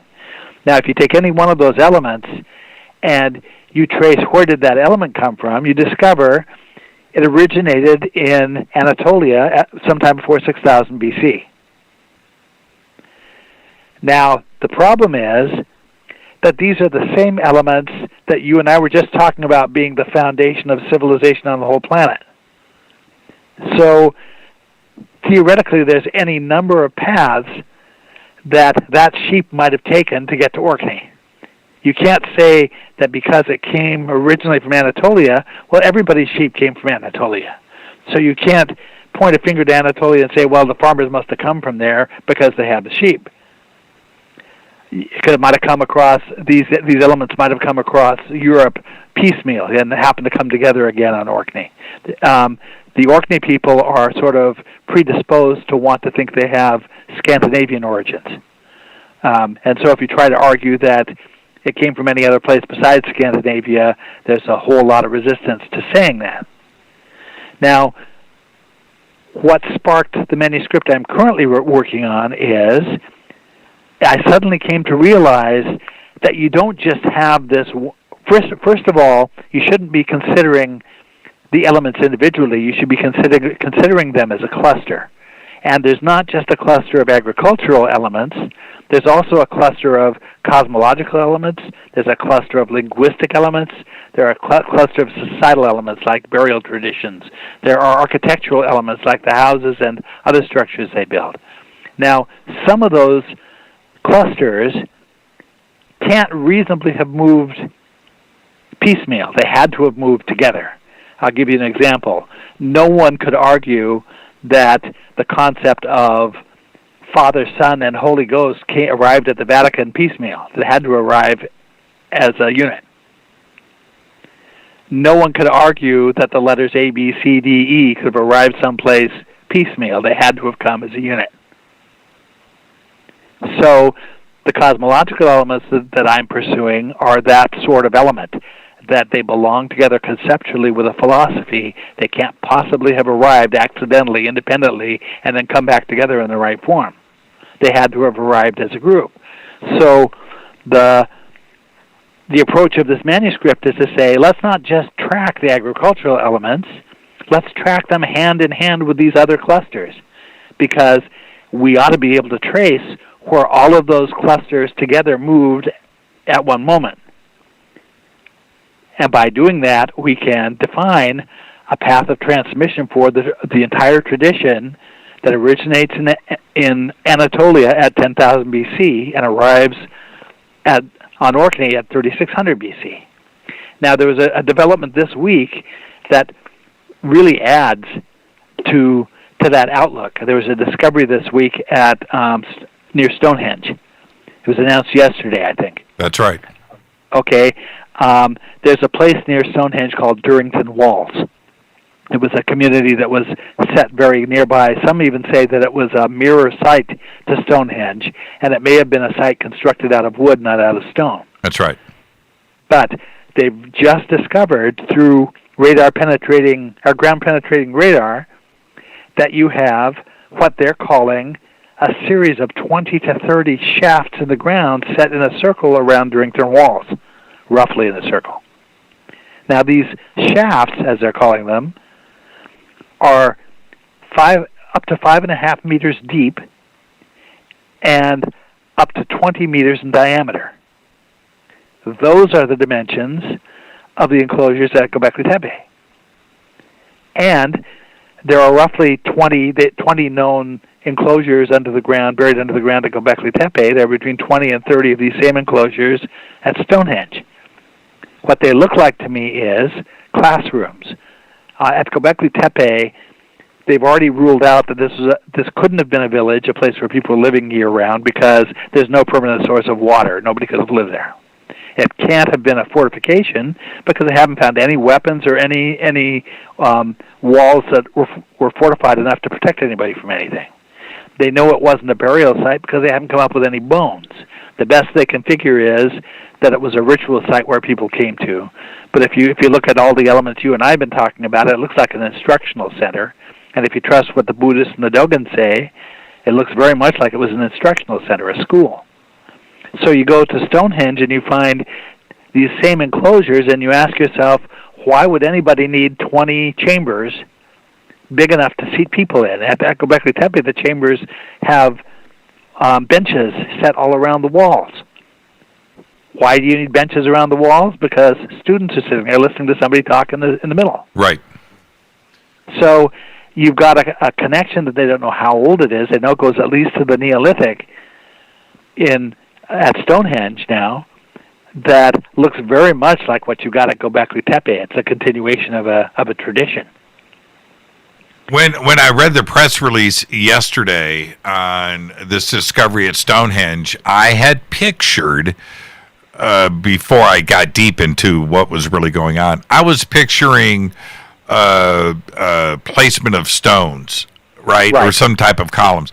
And then I continue on. I read, and I read other comments that were in other releases from the archaeologists there that used words like bunkers, right? That these were rooms. These were not places to for stones or wooden shafts or columns.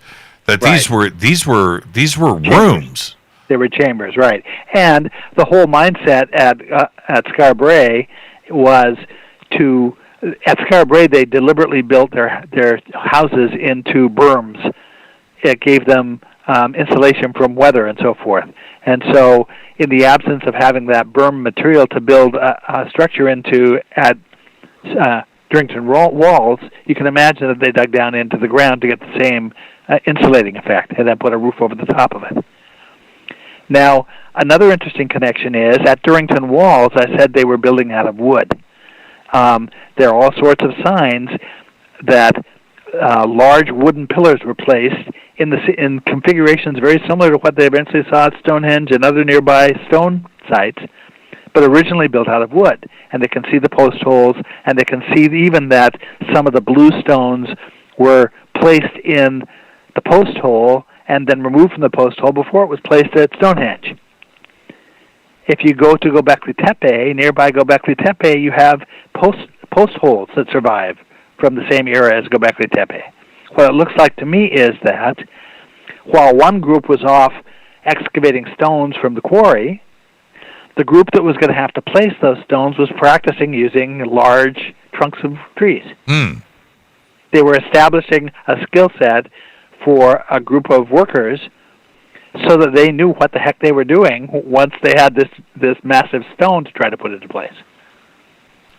I've got to take a break right here. I was just reading a question that popped up here in Twitter. I will get to some of these questions in Twitter after the break. Our guest tonight, Laird Scranton. We're discussing his new book, Primal Wisdom of the Ancients. It is an excellent book. I'm your host, Jimmy Church. More with Laird when we come back. Stay with us.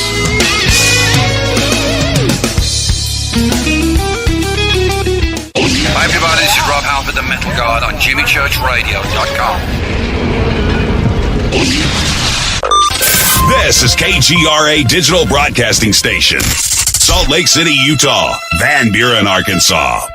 Why is it we're not very good with our health regimen until it's too late? We don't put oil in the car until the engine blows up. When the body's out of balance, your health is not so good. Give your body some love. Log on to GetTheT.com. That's GetTheT.com. Try our Life Change Tea, which cleanses you from harmful intruders. A clean colon is one of the ways to bring the body in balance. We also carry organic supplements to help you get where you need to go. So do your body a favor. Log on to GetTheT.com. That's GetTheT.com. You can even visit our sales page to save some dough. Does anybody call money dough anymore? Anyway, if you're looking for short, helpful health tips, go to YouTube and punch in Health Matters Now.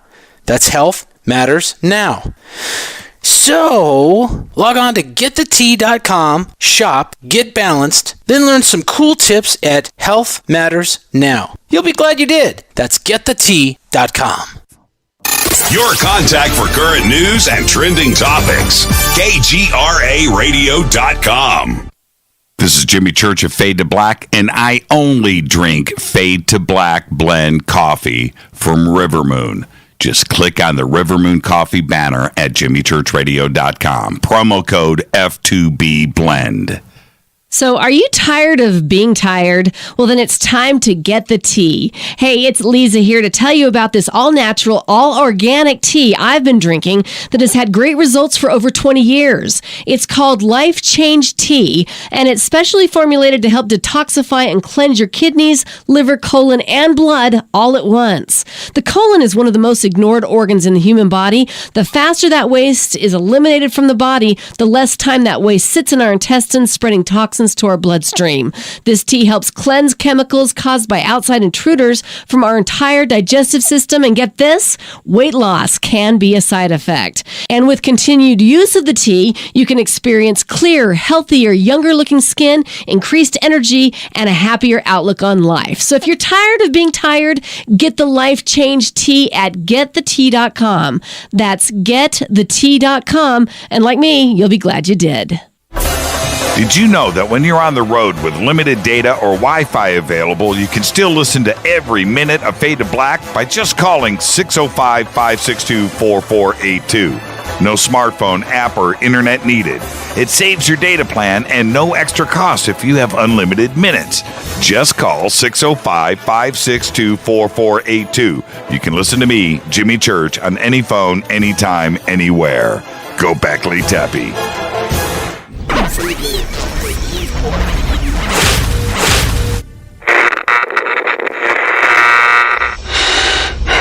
You want to know a secret? I love ponies. I really love ponies. I'm serious. I couldn't stay sane without ponies to brush. Why fade to black? Because you never got that pony, damn it. This is Fade to Black with Jimmy Church on the Game Changer Radio Network and KGRA, the Global Radio Alliance.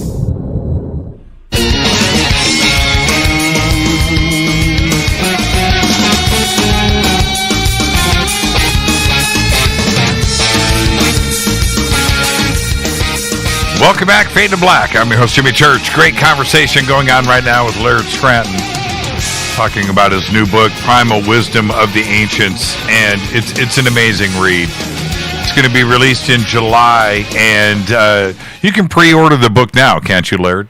Yep, it's available on Amazon and through other outlets right now. Yeah, I was so happy to get my copy over the weekend, knowing that you were coming on the show, and I had the PDF. The electronic versions, but there's nothing like getting the real book. So there it is, and you can go and pre-order now. I wanted to, just a couple of follow-ups with Orkney really quick. This came in on Twitter. What about similarities between Gobekli Tepe animal images and those of the Picts and descendants of the early Scots on Orkney Island? You don't find them well, first of all, you don't have a lot of carved images from the Neolithic era on Orkney. You only have minimal inscriptions there to work from. Compared to an ancient Egypt or so forth, you have just the very minimal amount of evidence. You have some architecture, and you have some megalithic sites, and you have language, and you have a few other elements to go by on Orkney that as compared to ancient Egypt. So you don't have carved animal images to really compare. But some of the stuff descends into later eras in the United Kingdom. And when it gets to tracing the Gobekli Tepe tradition to Orkney, you hit some overlaps, some places where you have matching images where you wouldn't expect to find them that are one of the confirming pieces that says we're on the correct path for how this thing connects. But it's not out of the Orkney Neolithic era; it's out of later eras in the United Kingdom. You know what I find fascinating is, when you look at sites like Gobekli Tepe, certainly Giza, right, and Stonehenge, and you let your imagination go and wonder what, if you could go back in time and see what everybody was doing. Orkney is right up there, man. You look at the photographs of these ancient megalithic sites on and around Orkney Island, man, that was an advanced culture. Just makes you wonder what was going on so many thousands of years ago. Yep, absolutely. And very interesting times. There was a documentary about Orkney done by the BBC in 2017, I think it came out, Neil Oliver. And he finishes it by saying, look, in the Neolithic, there were really, really interesting things going on Orkney. This was a center for the development of any number of cultural advancements in that period of time. Now, let's. Okay, I've got some basic questions here for you. Don't laugh, okay? Don't laugh, Laird. When we're talking about cosmology, what came first, the metaphor or religion? Okay, first of all, what we're talking about from a modern perspective as religion is not at all what we're talking about when you deal with what I consider to be original elements of the tradition. That I'll give you an example of what the differences are. First of all, in the original version of the tradition, they're not deifying anything. There are pieces there that humanity doesn't understand, but it's not trying to deify those pieces. We're talking about concepts of creation, but it's really strictly a scientific viewpoint of things. It's expressly not theistic. So I would say absolutely the metaphor came first. The metaphor is one of the pivotal devices that a teacher has to be able to relay a concept to a person, and it's a really useful device that if you know that your student already understands a particular process and you want to explain a complicated process to them that is parallel to that, you can accomplish the whole instruction with just by saying that. Look, you already know about A. Apply that's how B works. You know, making tea is not all that different from making coffee. If you know how to make tea, then you have a real big head start on how to make a cup of coffee. The entire system was very carefully predicated on building blocks. The Dogon language preserves root syllables of the cosmology. Every syllable represents sort of a root concept, and more complicated concepts are expressed by putting these building blocks together, to the point that I know by looking at a word, just by hearing how it's pronounced, I can make a pretty good guess as to what the meaning of the word was. I go to Maori dictionary in New Zealand, and they're expressing things using the same syllables. So I know before I start that when they express a certain word, that it's really likely that they're talking about a thing I already know about. Now, something that makes that even more powerful is that the themes of creation, the three themes I was talking about, universe versus matter versus biological life, we're told from the beginning that these are parallel processes. So anything we know about one of those processes automatically applies to the other. More importantly, when we're talking about the way energy works, there are a handful of dynamics of energy that repeat in very similar form all the way up the scale from the quantum world to the universe and beyond. If there's a structure that is within our frame of view that we can look at and understand how that structure works, or a dynamic of energy that we can look at and examine, we can guess, we can infer from what we see what the process has to be at a level we can't see. So there's certain things we know about the quantum world, we know how they work, or about how atoms and how those work, whereas we don't know certain things about how galaxies work. But if we know that there's parallelism, we automatically have a head start on sorting that stuff out. And whoever put this system together was leveraging those parallels. That's part of why there's such emphasis in the tradition on parallels, on duality, on pairing of opposites, because you can learn things because two things you're being taught are parallel to each other. You can also intuitively learn something by being told that this is the opposite of that. If you know what hot is, you have a much better understanding of what cold is. As soon as the student grasps the idea of an opposite, now you have an instant toehold into immediately, intuitively expressing to somebody something they don't already know.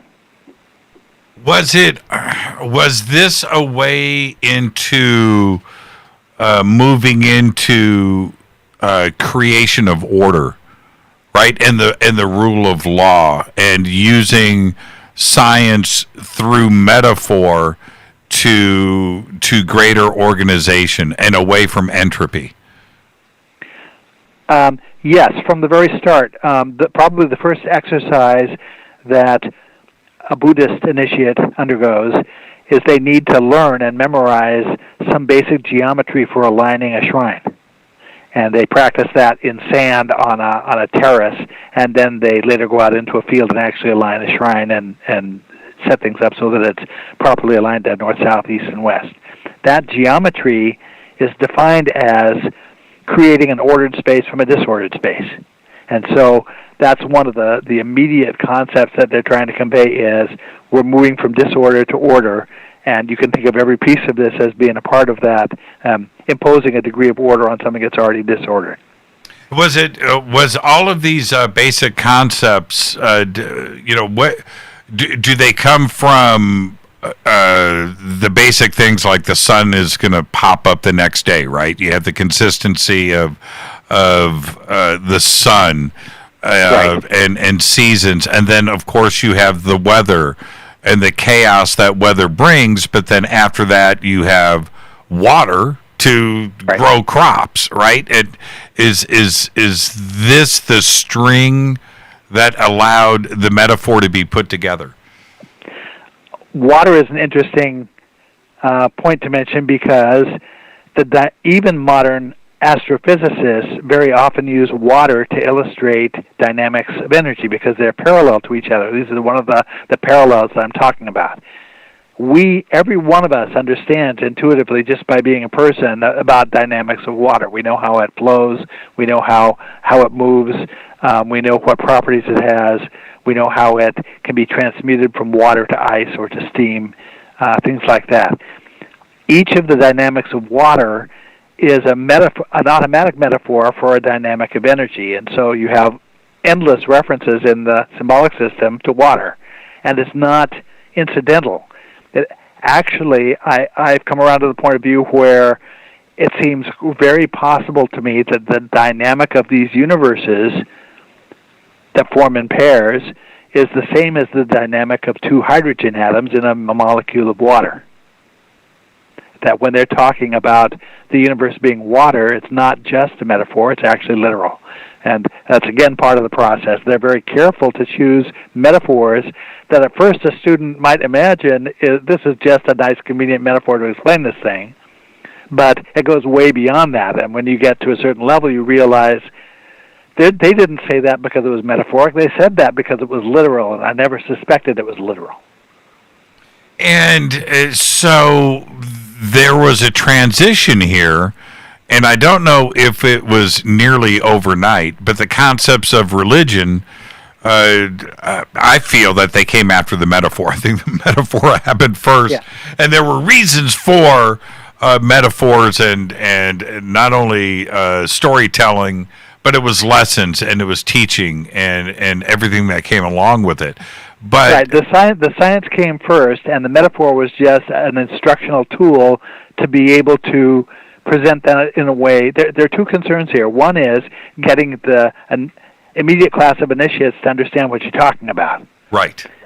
But the bigger picture is we have a motive for wanting to communicate these ideas thousands of years down the line to somebody. So not only do we want to present it to you in a way that makes sense to you, but in a way that's going to hold form and make sense to somebody 5,000 years from now or 10,000 years from now. It has to stay consistent. It can't change.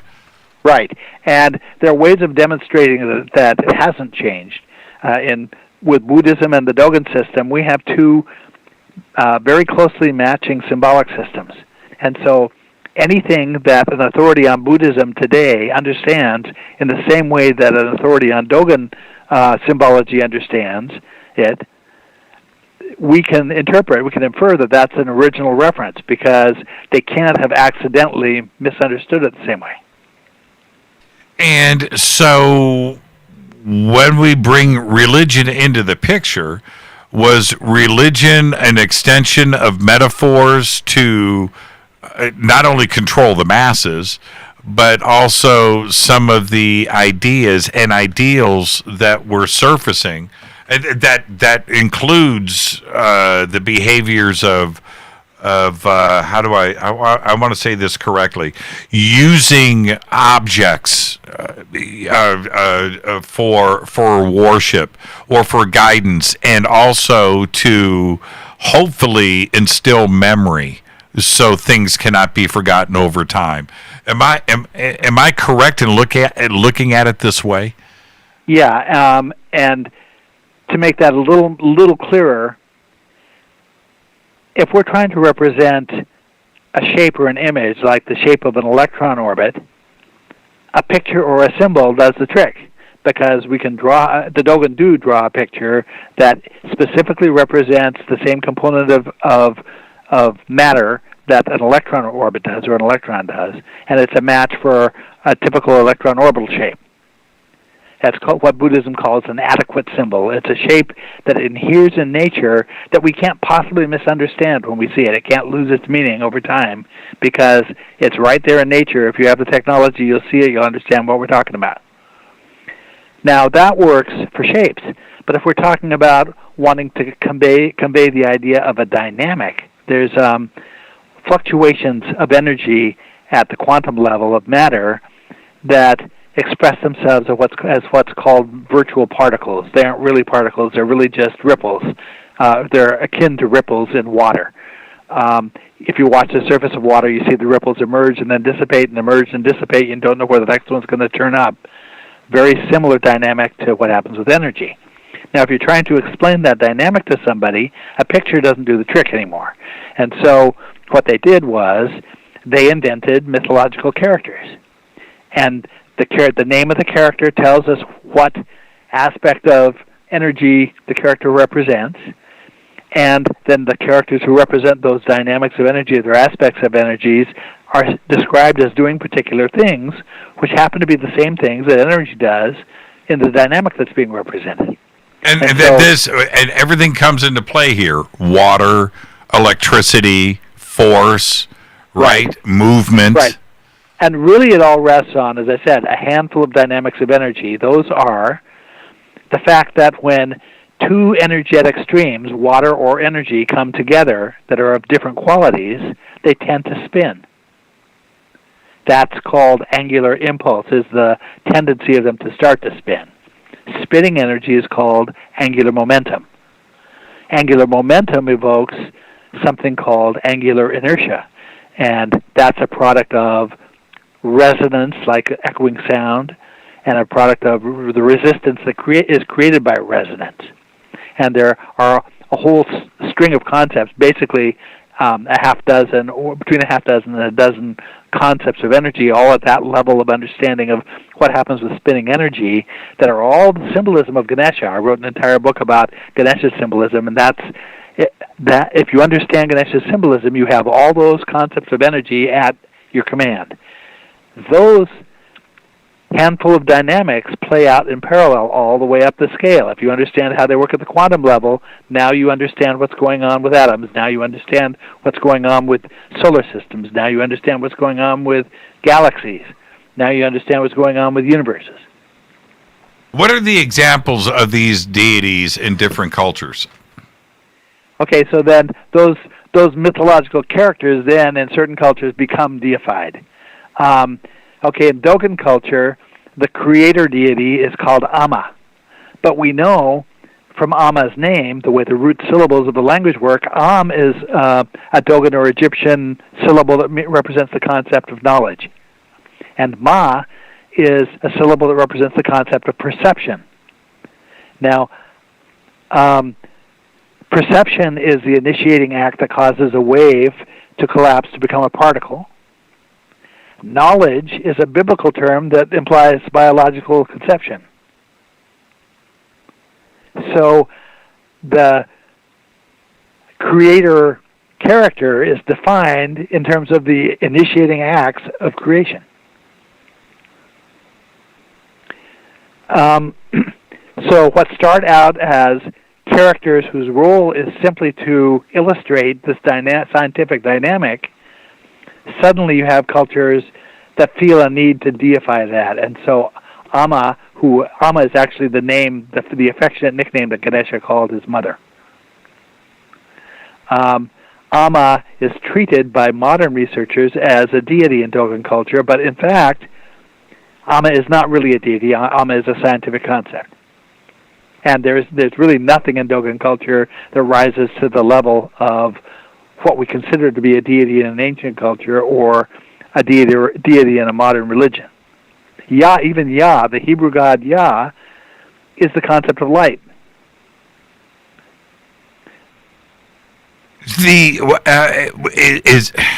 I see all of this rolling over throughout time, right? Going into the ancient gods of Egypt, each one of them is going to have a representation here.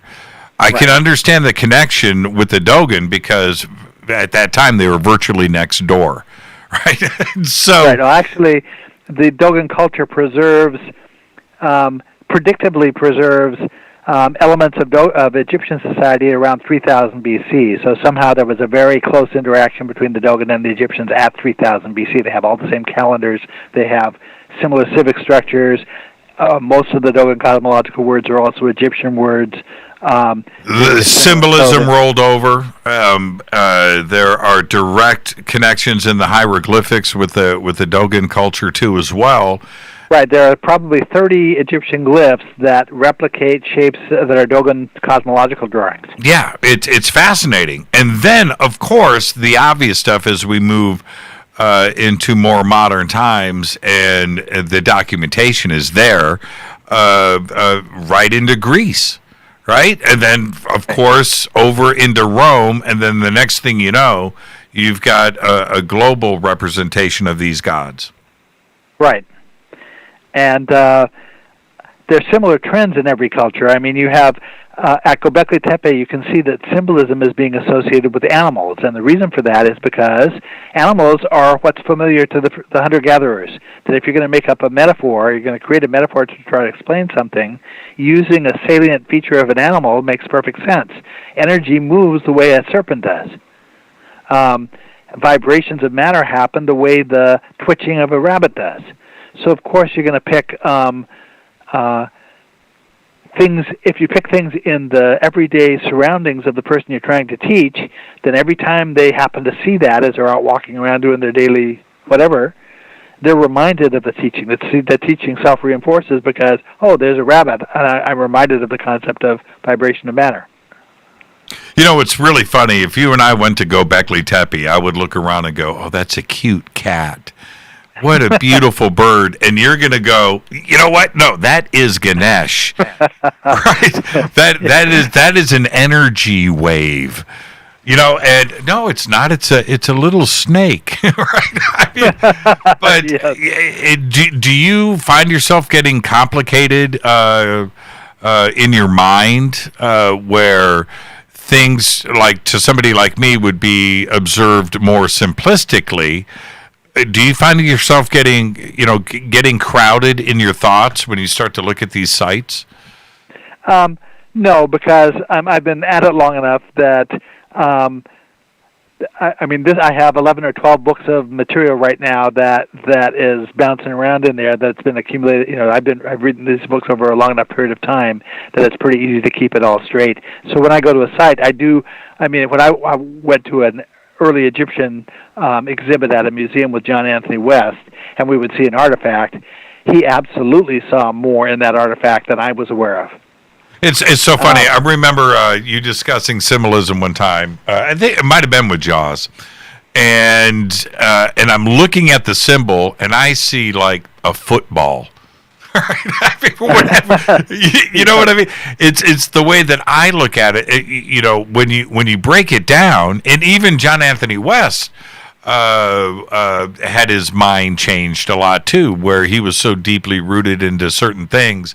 But when you explain it that way, it opens up everything, and then you start to understand that cultures, certainly like the Dogons, had a much deeper understanding of science and what the real world was composed of. They weren't just out there foraging for seeds in the dirt, were they? No. And the thing is, a parent learns very early that the more consistent they are with the way they do things with an infant, the easier it is for the infant to catch on to what's going on. If you have a ritual for bedtime that's consistent, every night we do this, and then we do this, and then we do this, and then it's time to go to sleep, the kid figures it out. And especially if that's unique, if there's no other time of day that you do it, the kid figures out, oh, this is the time of day when I'm supposed to go to sleep, and they go to sleep. The same thing with this material, that the teachers were sticklers for consistency, because the more consistent they were, the easier it was for us to understand what they were talking about. Laird, I'm not ready to say goodnight. Can I keep you for overtime after this break? And let's keep this conversation going. Sure. I'd like to, if I can, to make a quick shout-out. I heard my sister Maggie in Portland, Oregon, was listening tonight, so just wanted to say a quick hello to her. Only if Maggie can give me a Gobekli Tepe. Laird, stay right there. Let's take a break. This is Fade to Black. Laird Scranton, great conversation. We got to go into overtime. You guys were expecting that. We are discussing his new book. It's right here, Primal Wisdom of the Ancients. You can go and pre-order now on Amazon. We have the links up at jimmychurchradio.com. I'll be right back after this short break. More with Laird heading into overtime when we come back. Stay with us.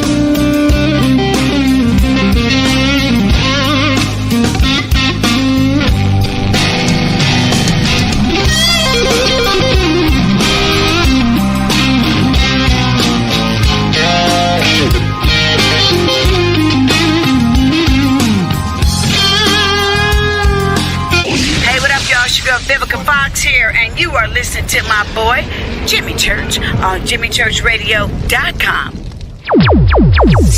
Despite popular opinion, reading a book will not make you smarter. But listening to Jimmy Church will. This is Jimmy Church of Fade to Black, and I take Life Change Tea supplements every single day. It's what I do. Click on their banner at jimmychurchradio.com. When you take the beans from Central America with dashes of Indonesian and African mixed in and then roast it to the dark side of Fade to Black, you create the ultimate brew of fringe. Introducing the Fade to Black blend from Rivermoon Coffee. Yes, Rivermoon's darkest customized roast was created for the love of Fade to Black.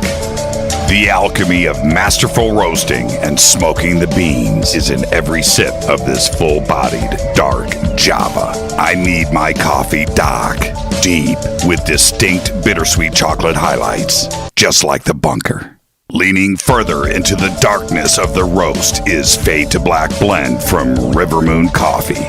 Just click on the banner at jimmychurchradio.com and use the promo code F2BBLEND for 15% off of your order today. Gobekli Tepe. Hello, my name is Billy Carson, and I am a best-selling author and the founder of ForbiddenKnowledge.tv. Together with my team, we have built an all-new conscious streaming TV platform designed with every family member in mind. If you have ever wanted to travel the world and attend lectures and workshops from your favorite speakers but weren't able to, look no further. ForbiddenKnowledge.tv. There are dozens of workshops and lectures from speakers you know and love. We have also included amazing categories to assure that your consciousness is entertained and elevating on a daily basis. Amazing interviews, ancient history, ascension knowledge, wisdom teachings, documentaries, conspiracies, mysteries, health and fitness, conscious cooking, meditations, finance, yoga, and so much more. To start your free trial on any mobile device or computer, surf to ForbiddenKnowledge.tv. That's Forbidden Knowledge with the number 4, ForbiddenKnowledge.tv. Again, visit ForbiddenKnowledge.tv today. Are you intrigued by Paranormal Talk Radio? You'll love the new Paranormal Radio app from TalkStream Live. You'll find a great selection of talk shows covering UFOs, ghosts, strange phenomena, and much more. Download the Paranormal Radio app now and start listening to the very best in paranormal talk entertainment, including the network you're listening to right now, the Paranormal Radio app, free in Google Play and the iOS App Store. Erica, Brittany,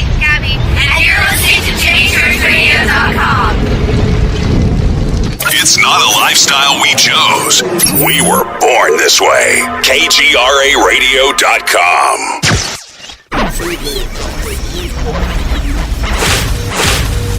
This is KJCR at JimmyChurchRadio.com.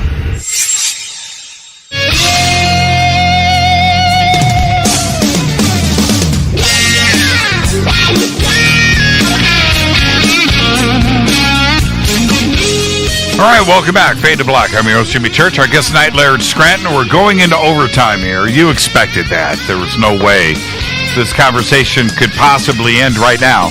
And I've saved the best for last. All right, I kind of gave Laird the heads up during the break. But Laird, I want you to think very carefully before you answer. You always do. But right now it's important. What came first?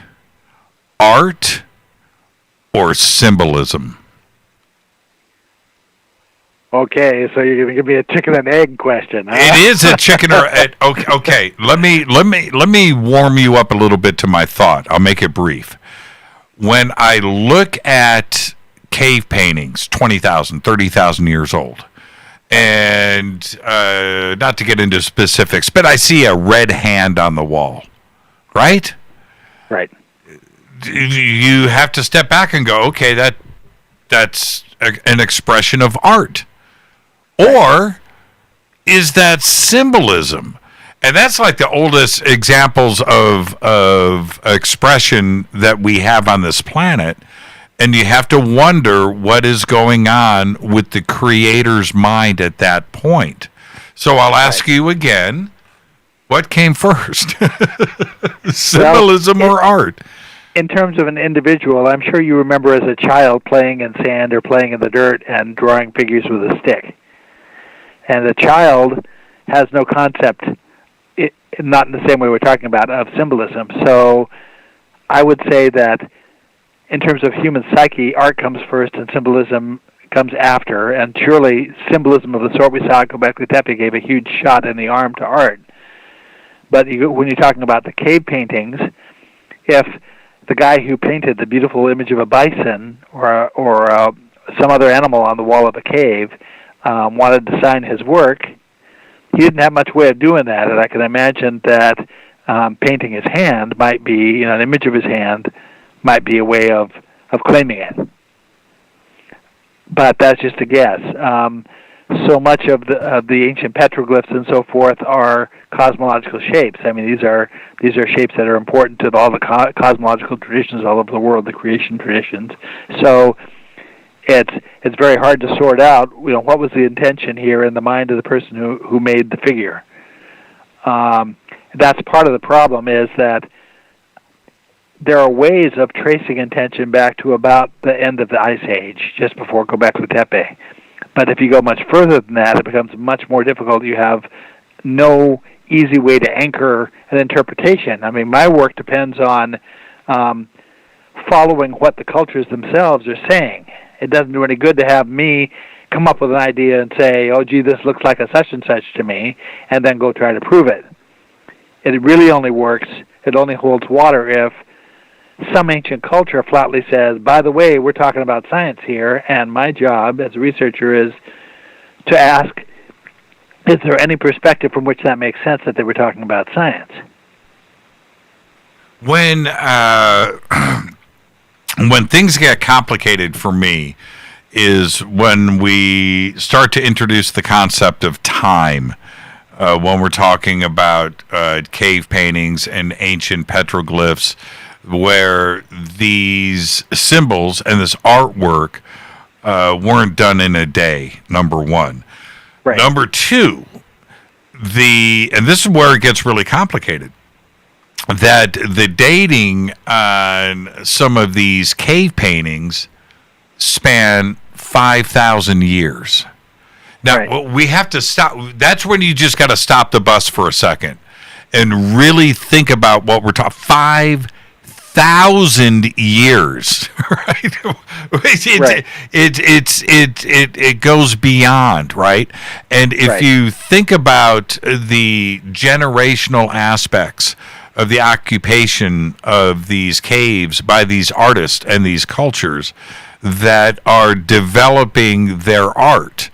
Well, when you go back to the oldest parts of these cave paintings, 5,000 years 5,000 years of continuous, painting, that some of the finest of it, the 3D relief action paintings of these aren't stick figures. These are glorious, multicolored, very deeply painted. When I say deep, I'm talking about of the mind.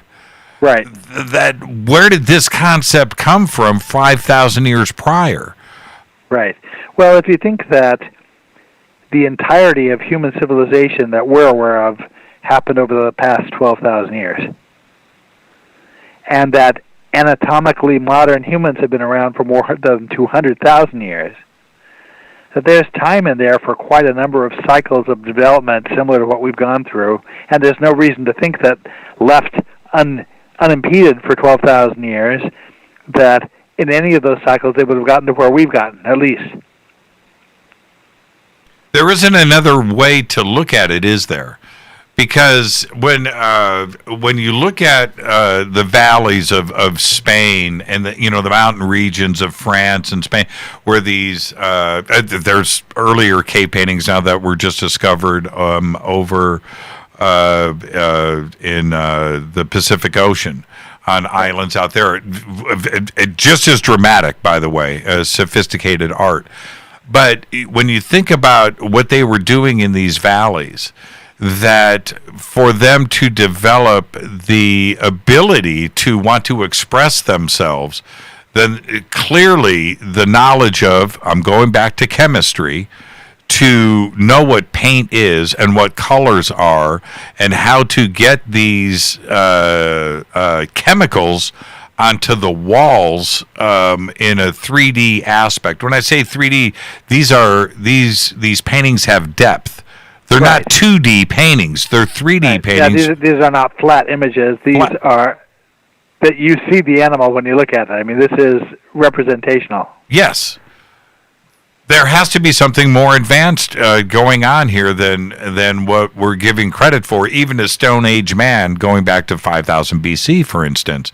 Now we have to back up before Gobekli Tepe by another 20,000 years. Right. Yep. There's a lot of mysteries still to be sorted out, and I've done the easy part. Getting past the Ice Age is the tricky part. What do you think? I know, right?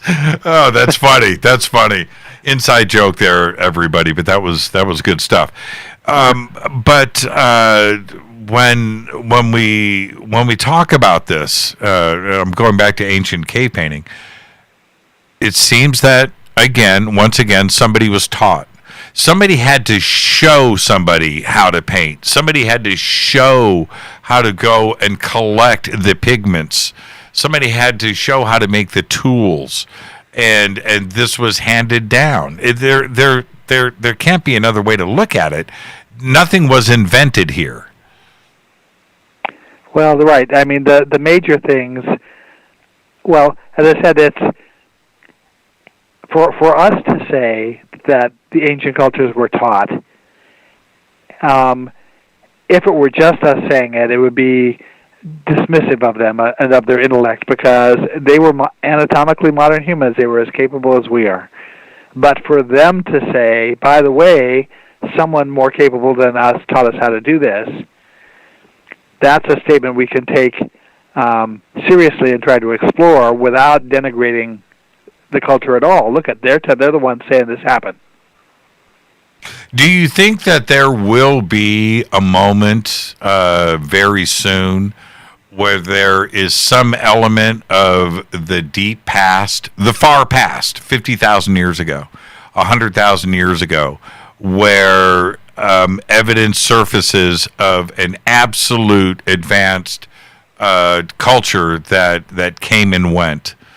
And if that does happen, what ultimately do we do? What do we do with the universities and the education system here? Because we've had a set dogma that we have absolutely lived by for a very long time. Well, I have there's a researcher I know named Michael Cremo who wrote a seminal book called Forbidden Archaeology. It's about a 700-page book. And in it, the only thing that's happening in the book is he's documenting anomalous claims, anomalous finds that have been excavated from archaeological sites that don't fit the paradigm, down to technological finds of various sorts. We know what science is going to do with that. They're going to continue to try to do what they have been doing, which is the thing mostly gets ignored. It flies in the face of what the main line of history says happened. But we've already stumbled across claims like that. There are going to be more, certainly, when as the tundra melts and the ice melts at the ice caps, we're going to stumble upon things. The problem is that over the course of 5,000 years from now, there would be no evidence of a skyscraper having existed in Manhattan. The metal would no longer be there. All that would be left, the only thing that survives are things that are made of stone. So you could have had a very highly technological society that was using metal in very sophisticated ways, and 5,000 years later, as far as we're concerned, it didn't exist. Nothing survives unless it happened to be in the perfect setting where it was perfectly preserved, and we happened to stumble on it. And Michael Cremo points out so many things that when you're talking about something that's 100 million years old, right? That science is never, and historians, universities are never going to agree with that. No. It's very simple; they can't. But if talking about the caves in France, when those which weren't discovered until the 20th century, right? And you go inside this cave and you find a 30,000-year-old paintbrush. Yes. Right? Yep. And how do you think? Because you have looked at this so much, and certainly with symbolism, what is it that they were trying to preserve? I understand, hunting and animals and things, but there's a definite story there, and it is expressed with motion and an understanding of dynamics that shouldn't have been going on. We don't see it in other petroglyphs around the world. There we have an understanding of not only motion and energy, but a way to represent it that we would understand today. What is it they were trying to tell us? Well, it might have been instructional, that there are long months of winter when they possibly couldn't go out and hunt, and they wanted to prepare a young hunter to go out and do it, and wanted to explain to them, here's what you're going to encounter, this is what you have to look for, here's where you have to hit the beast with a spear or an arrow. Someone may have just been trying to realistically portray that as an instructional purpose. Yeah, and I can't imagine how important it was for them to create these paintings. There were other issues of the day, right? To be dealing with. Somebody had time on their hands and time enough to develop mad skills as an artist to be able to do this. This wasn't casually, you know what it takes. If you have any friends who are accomplished artists, you understand that those are not skills that a person acquires just casually. Yeah, and you see, this is the thing, and I'm going to move on after this, but there must have been, for all of these caves around the world, this same order, almost like monks, right, where it's a constant occupation of the cave. You are teaching your apprentice how to paint. Right. This isn't smudging on the wall done with your fingertips. There are fine lines. The colors are retained inside of those lines. The expression is there, And it was, like I said earlier, a constant occupation of 5,000 years, handing down the knowledge from teacher to apprentice, generation after generation after generation. Right. And everybody had that crazy uncle who was willing to try anything. I mean, I often think about what it took to discover which foods were edible. How many people's crazy uncle died because he was willing to try anything. and I see the same thing at Gobekli Tepe. Swinging this back around to Gobekli Tepe, in that we know that the facts of the case are very simple, that there were one structure laid up upon another. We don't know exactly how deep it goes. We don't know exactly how old it is. They're doing the ground penetrating radar now and discovering more and more about the site. But there is an end game to Gobekli Tepe, in that it was, without a doubt, deliberately buried. Right. Same thing on Orkney, with certain sites there were deliberately buried. Now, was it deliberately buried because it was a time capsule? Right? It was a museum. They wanted it preserved and discovered at a later date? Or was there something else, a catastrophe that they knew about that was about to happen, and they wanted to save it and maybe unbury it for themselves at a later date? We have some clues. There's an ancient Egyptian word that means to cover over, and it's pronounced ark.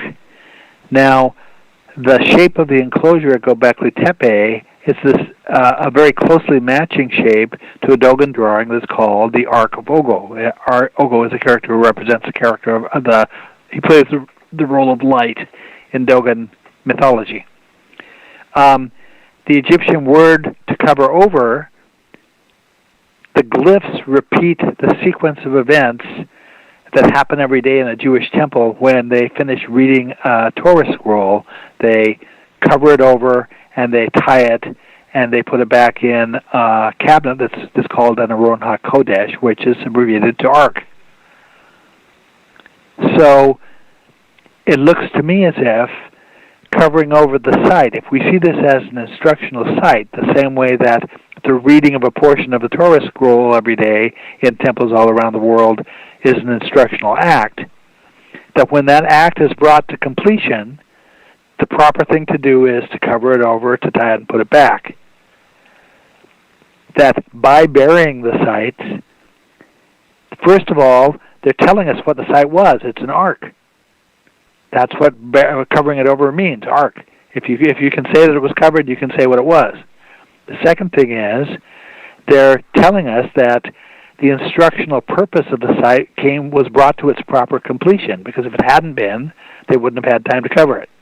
That means everything they meant to teach, they finished teaching, covered it over and preserved it. If you imagine that the symbolic system was aimed at a target audience that was thousands of years into the future, then clearly they could have had the intention to bury a site for the benefit of that same audience, to give us something to go on in terms of what was the motivation here.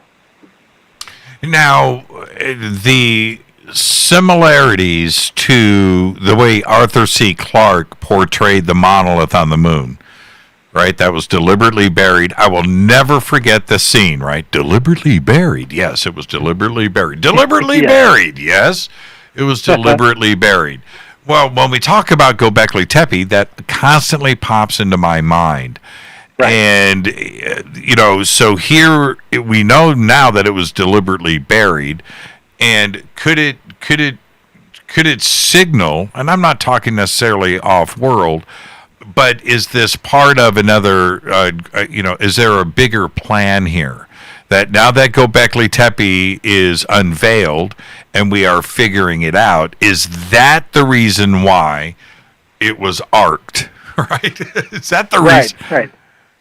I mean, that could be, that there could have been similar kind of intention with the art. Now, what about these teachers? Have they left, and are they going to come back?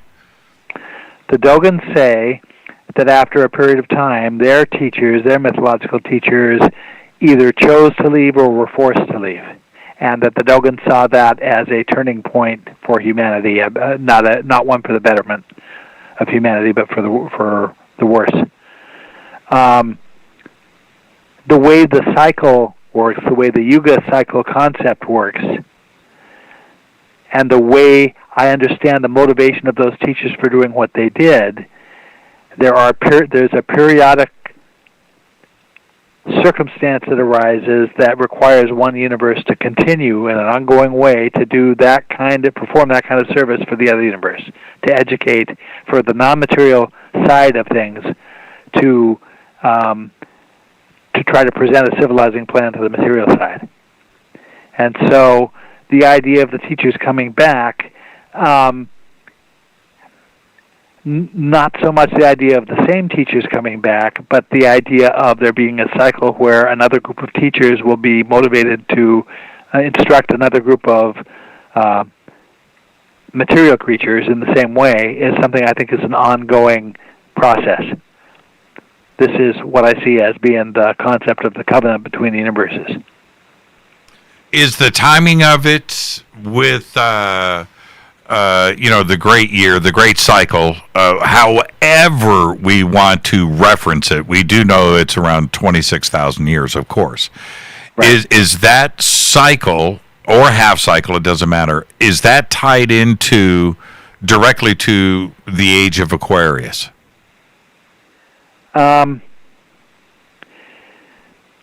We're now moving from Pisces into Aquarius. That's right.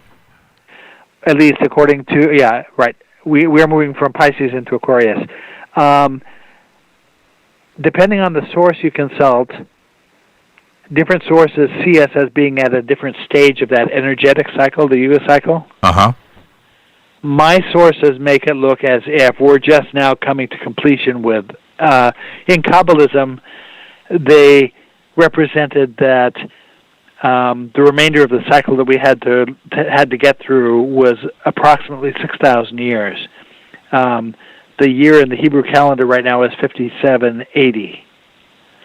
So we're at approximately 6,000 years. Based on that kind of a reference, right now we should have just passed the bottom of the cycle and be starting to come back up. The traditional view in Buddhism or Hinduism is that we passed bottom about maybe 1,000 years ago. But the era in which the teachers come isn't until about the midway through the cycle. So a third to a midway through the cycle. So if it's a 12,000-year half cycle and we're 1,000 years into it, we're still several thousand years away from when that kind of crossover could happen again. Yeah, I find that depressing. Because I would love for it to be 2021, right? I would like to be around for this, and then there are some calendars that point to the age of Aquarius isn't until around 2600. We're at 2020 right now, and the Kabbalistic calendar being another 220 years away. And I understand all of that. But if we back up to Gobekli Tepe and we look at the cycle on the pillar that has what appears to be a zodiac and the possibility of a cycle of time there, do you think that things start to correlate and that may represent Aquarius and moving out of Pisces, and we're not going to see that until 2600, or is there another calendar on that pillar?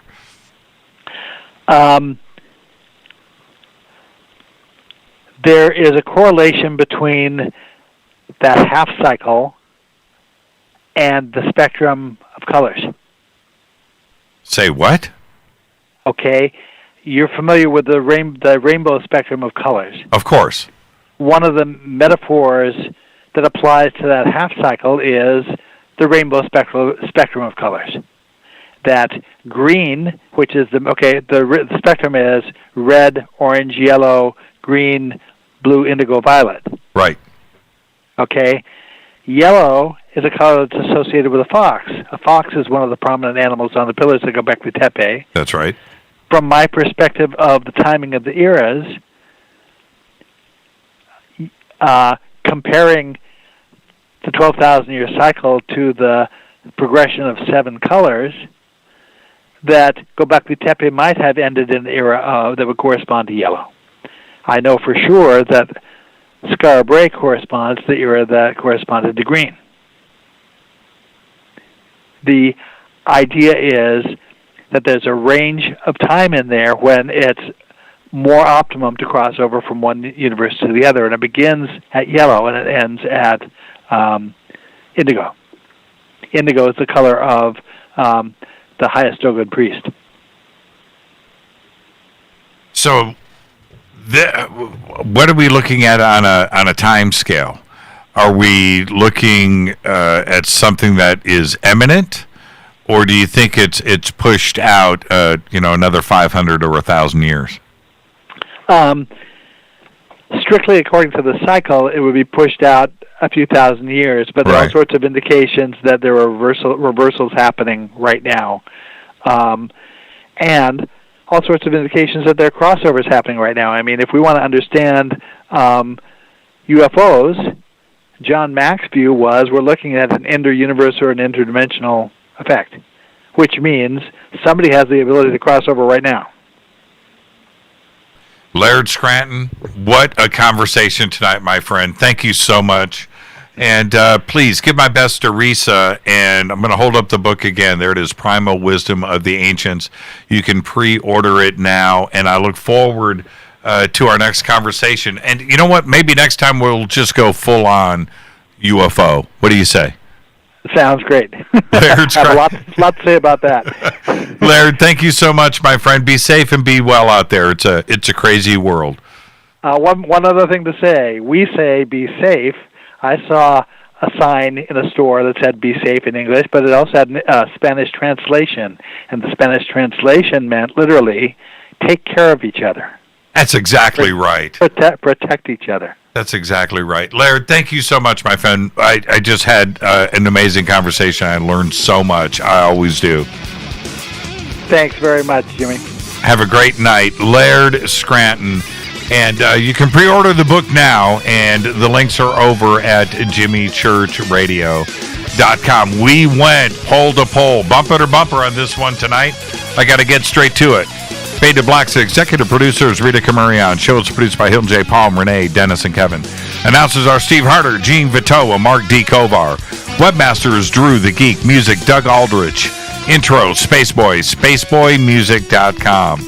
Fade to Black is produced by KJCR for the Game Changer Network, and syndication is KGRA, The Planet. This broadcast is owned and copyrighted 2020 by Fade to Black and the Game Changer Network, Inc.